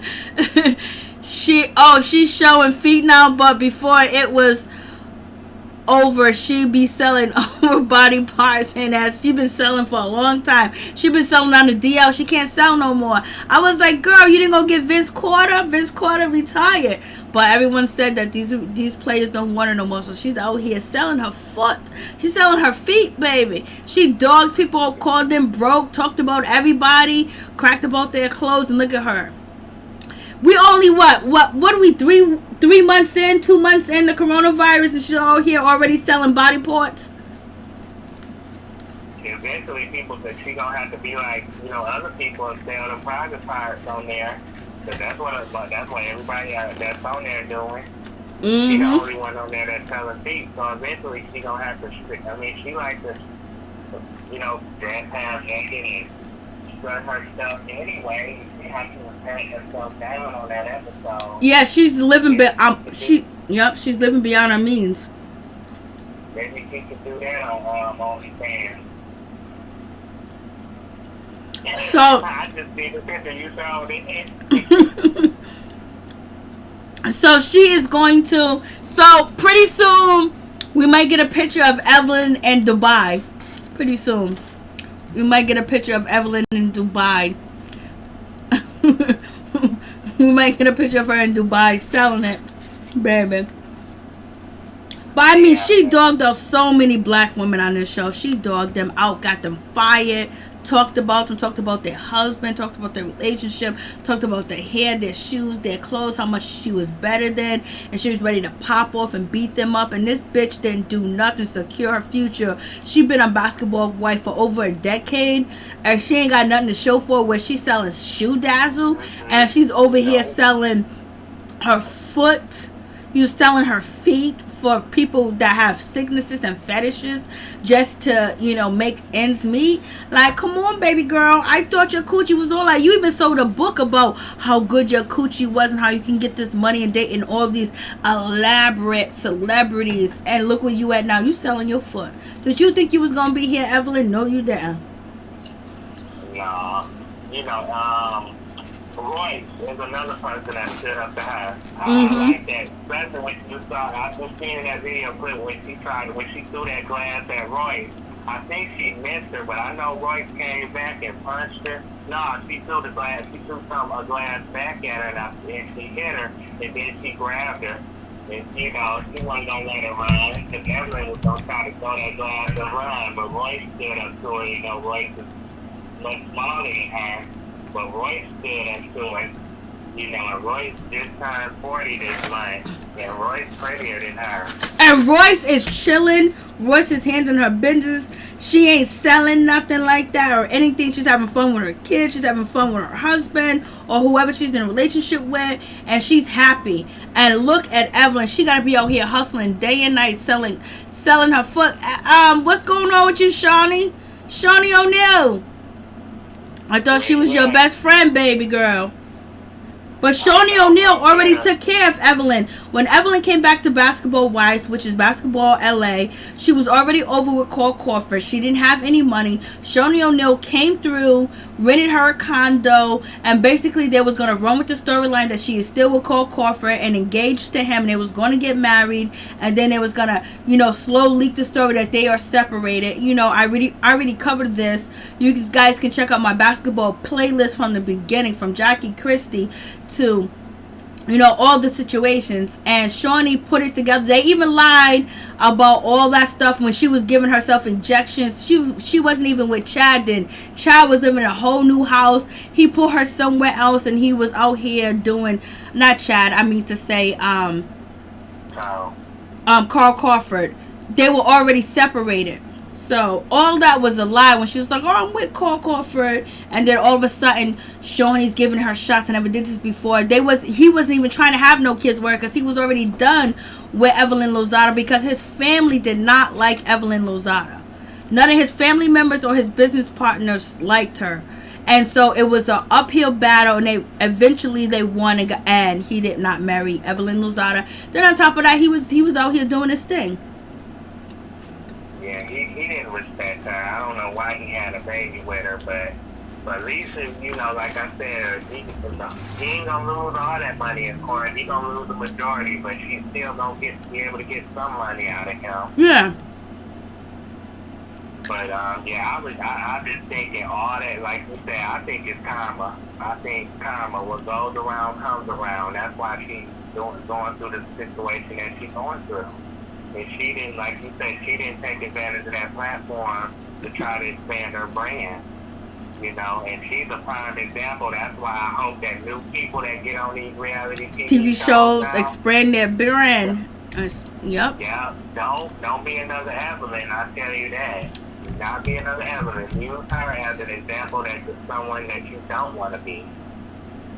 Because like I said, she's not a role model for nobody. She don't have no morals, no value. She don't have no decency, no respect for herself. She don't know her self-worth. She's just a beautiful woman, but she don't know how to use her beauty to her advantage as far as like OG does. And all the other ladies do. That's why she's jealous of them, because of their lifestyle. She did. Yeah, she did all that. She talked about Tammy roaming out, called her old. Your husband don't want you. You wasn't a non-factor when I was with him. Just basically acting like every man wanted her. And they probably did at a certain time, but you didn't capitalize off of every man wanting you. You end up getting with Chad Ochocinco, and he was not even really into you like that, because he was hitting up OG. If he was hitting up OG, who else was he hitting up? So you don't even know how to pick a man, number one. Then number two, how the fuck can you write a book and give anybody any type of information when you still, after Chad Ochocinco, you picked, you picked Cole Crawford, and that still didn't work out. You still couldn't secure that bag. Only bag you secured with Cole Crawford was having a child, so he's always going to pay his child support until his child is 18 or whatever. But in the meantime, in between time, you did sell shoes in Miami, but you didn't do anything else. Tammy realized I have to do something. Tammy didn't start at the beginning, but she realized that she had to do something, and she started acting, taking acting classes, going on interviews, doing all types of stuff. She was getting scripts. People was interested in her, and she was also trying to show a comedic side to her too as well. She did her Bonnet Chronicles. She started working on TV shows. She did so much more. So how you treat these women and talk so dirty to them, they are more smarter than you, better than you, and everything else. Look at you. You selling your feet for money. And it ain't even been 3 months. It ain't been 3 months or 4 months, since the coronavirus or whatever. So it's a sad situation. So who's going to follow you? Your face cream, the CBD cream, you don't even talk about that no more. But you also got CC Gutierrez that is selling face cream and dermatology stuff, and she is making bank. She's getting, like, everybody, all the celebrities are following her and getting that shit done. And you was calling her the lean girl. You was calling her happy endings and everything. You was dissing CC, wanting to fight CC, trying to beat her up with a bamboo stick, because she actually became a nurse. She actually became a dermatologist, while you dreamed of being a nurse, because Evelyn dream was being a nurse, but she couldn't comprehend, which is like, we can't really not think that she couldn't, but she treated everybody bad, and now she's getting what she's getting it. Yeah, Cece checked her. That's why she wanted to fight her, because Cece that night before, Cece checked her. She put her in her place, and she did not like that. That's why she wanted to go after her. That's why she went after her. Other than that, if Cece wouldn't have said nothing, wouldn't have stood up for herself, I don't think she would have went after her. But Cece checked her, and that hurt her pride. Yep. Royce stood up to her, Cece stood up to her. After that, after OG slung her to the ground, threw her to the ground like a rag doll, she tried to test her, but OG stood up to her, Tammy stood up to her. So it's like, them the only 4 women that they really stood up to Evelyn. That's why That's why she ain't no. I don't think she no match for them. You know, she probably thinks she is for Royce because she's bigger than her. And then Cece, I think Cece could fight. You know, could give her a run for her money if she had to fight her. You know, she had to stay there. That's why she ran after her. Because I bet you if Cece would have stayed there, I don't think she would have tried to hit her in her face. Think about it. Why you running after her? Why didn't you just say what you had to say to her when she was standing right there with Kristen? Yep, because she's so jealous of her. Wanted to talk to her? You could have told Kristen, okay, this ain't getting nowhere. I want to say something to her right quick. Let me talk to her. And then, you know, you could have told her how you felt right then and there real quick. I bet she wouldn't have tried to hit her then. See, Evelyn wanted to, I don't know, she wanted to wait till the woman turned her back and go. Hold on for a second, Tony. Veronica says she be okay. She has a beautiful black strong daughter who will be there for her 7 times rise, 7 times fall. So who are you talking about? Are you talking about Tammy Roman, or are you talking about Evelyn Lozada's daughter? I'm lost on that. And happy days, I could not even imagine Evelyn Lozada in one of your nurses classes, because, you know, today, hell no, but back then it was a lot easier 20 years ago when she actually desired to be a nurse. You know, it was very easy back then for, you know, it was a lot more less stress than it is now for her to be a nurse. She could have learned from Tammy's example. Evelyn, think about it. You know how Tammy started out on reality TV, how she's still been relevant, how people respect her. You know how she's been able to book gigs and, like you say, take advantage of that platform to expand her brand. If Evelyn was smart, she would have tried to jump on Tammy's bandwagon and, you know, try to learn some tricks from her, learn some things from her instead of trying to tear her down. And that's why Tammy, you know, we all know Tammy. Tammy can stand up for herself. Tammy can put a chick in a place when she has to. And when she exposed her about that Chad situation, all that Chad talk went away.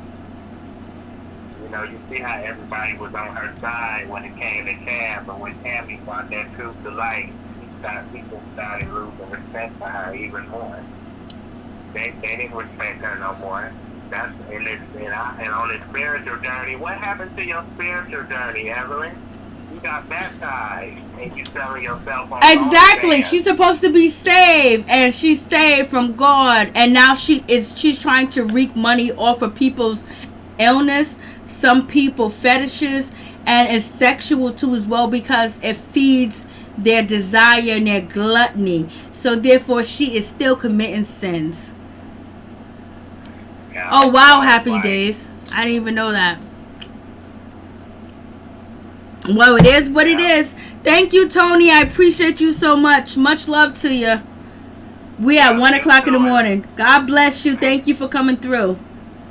Yeah, thank you for taking my call, and I'm gonna start my prayer book reading this week. So.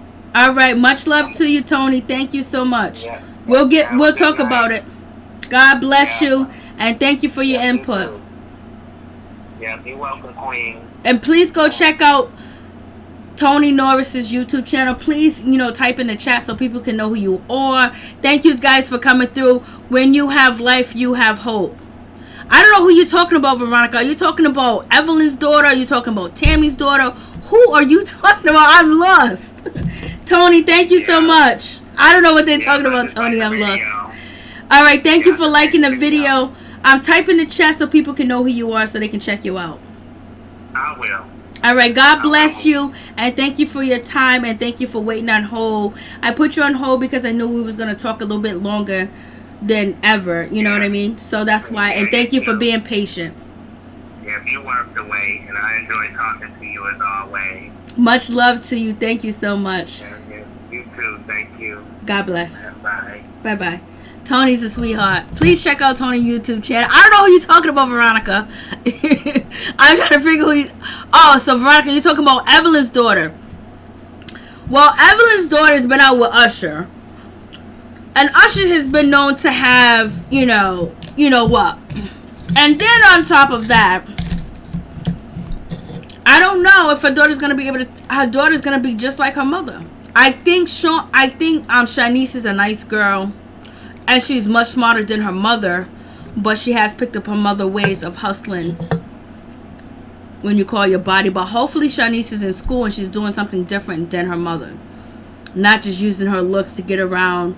And probably Evelyn's gonna help her. Evelyn's gonna teach her daughter how to get what she needs to get out of men, because she's been doing it her whole life.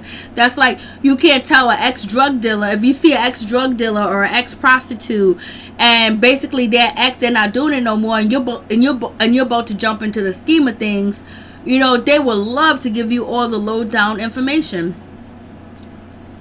Oh, I didn't know. Thick Girl 47. Thick Girl 40. I didn't even know. I know what she's talking about. I was like, I don't know.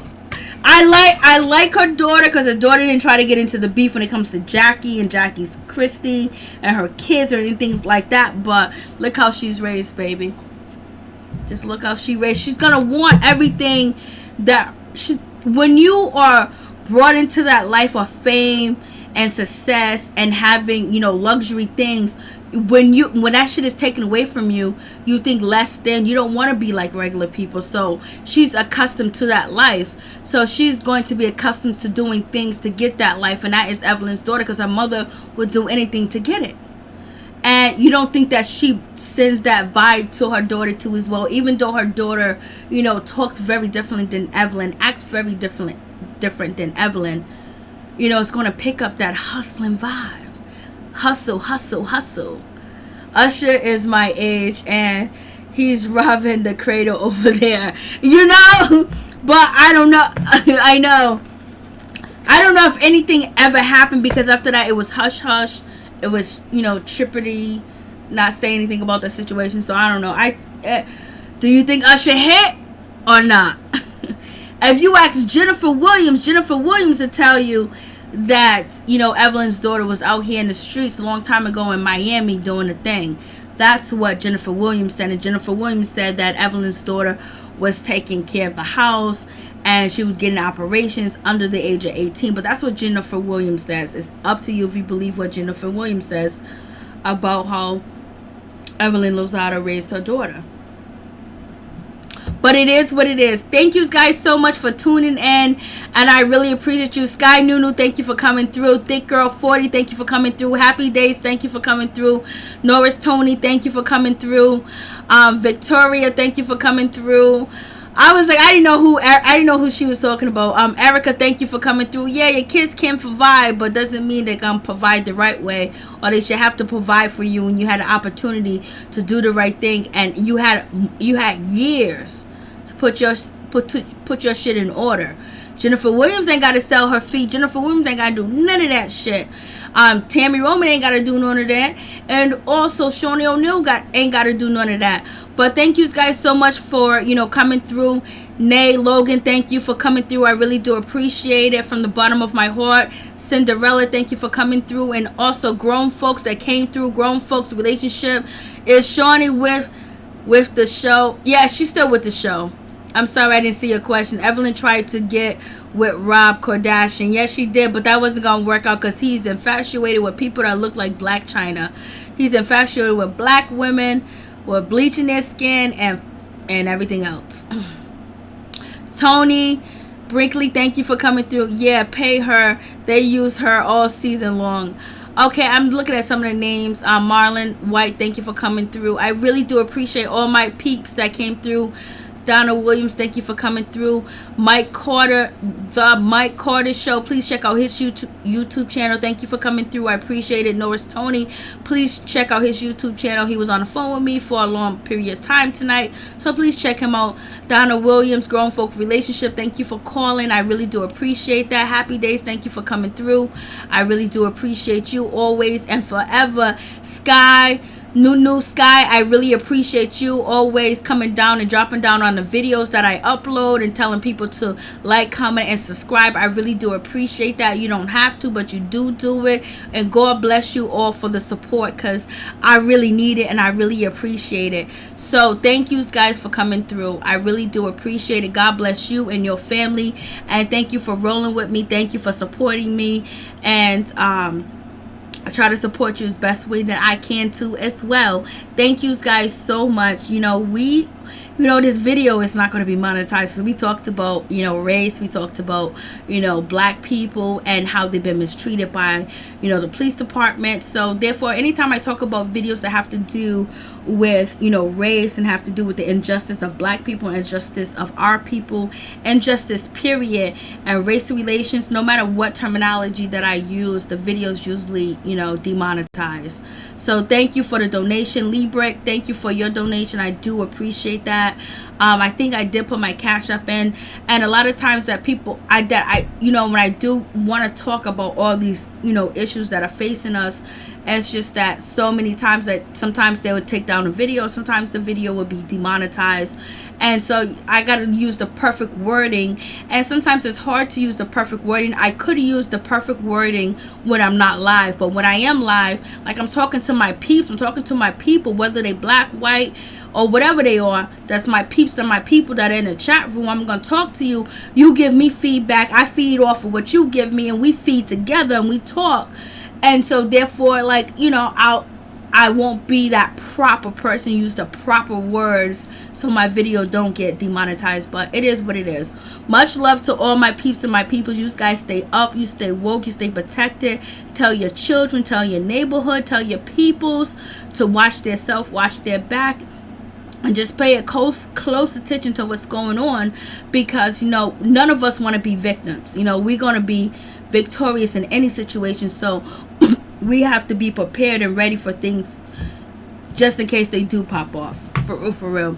But also make sure that when you're grocery shopping and you're buying things at the hardware store or at your local supermarket or your local superstore, that you buy some things that you can put away just in case October and September are very difficult months, because we might see a surge in the coronavirus. So make sure you put little things here and there away just for that, because you don't want to, if there is possibly a new surge of corona cases coming in the wintertime, you want to make sure that you don't have to be in them places where it lurks. So make sure you try your best to stock up. Put a little stuff, if you got to hide the stuff from yourself, put it in the basement, put it in the attic, or just hide it or lock it up somewhere. But put some stuff back so you can possibly get through the winter, without, if something does happen, that you don't have to rush out every week to go to the store because maybe some items are not there.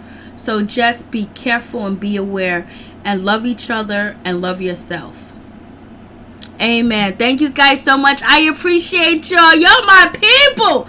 My people's in the building. Everybody that's supposed to be here is here, and I'm happy that you all here, baby. So we're going to do this all again tomorrow. All again tomorrow, baby. So we might mix gossip with shit that's happening too as well, because it's just to get a larger audience of things that is going on, because some people sometimes don't know what's going on in their community, and they need to let their children and their grandchildren know what's going on and what to be prepared for and what to look out for and how to escape certain situations and how to defend themselves too as well, and look out for the traps that are out there. You guys are so good. Thick Girl 40. Oh, you guys are so sweet. I appreciate y'all for coming through, because you don't have to be here, but you chose to be here. So bless y'all. Bless you and all your opinions and how you think and how you feel about situations. My job ain't here to change you. My job is to entertain, and your job is to tell me how you feel, and we go from there, and we just talk about the situation. And basically, there's so much information that each and every person does have that we can all bounce off each other and talk about it and make one topic a huge topic, because everybody has something to say about it. But I appreciate y'all so much. Stay woke, stay safe, stay blessed, and God bless you all. that you stay protected, you stay healed, and you prosper too as well. You and your whole entire family. Much love to all of y'all, and thank you for spending time with me. I appreciate y'all clicking on my video. I appreciate y'all commenting. I appreciate y'all coming through and moderating, because you don't have to, and I appreciate it. You're offering your time to me, and I just wanted to say thank you so much. Much love. Peace, baby. Stay up, stay woke. All right, Tony, I got you, baby.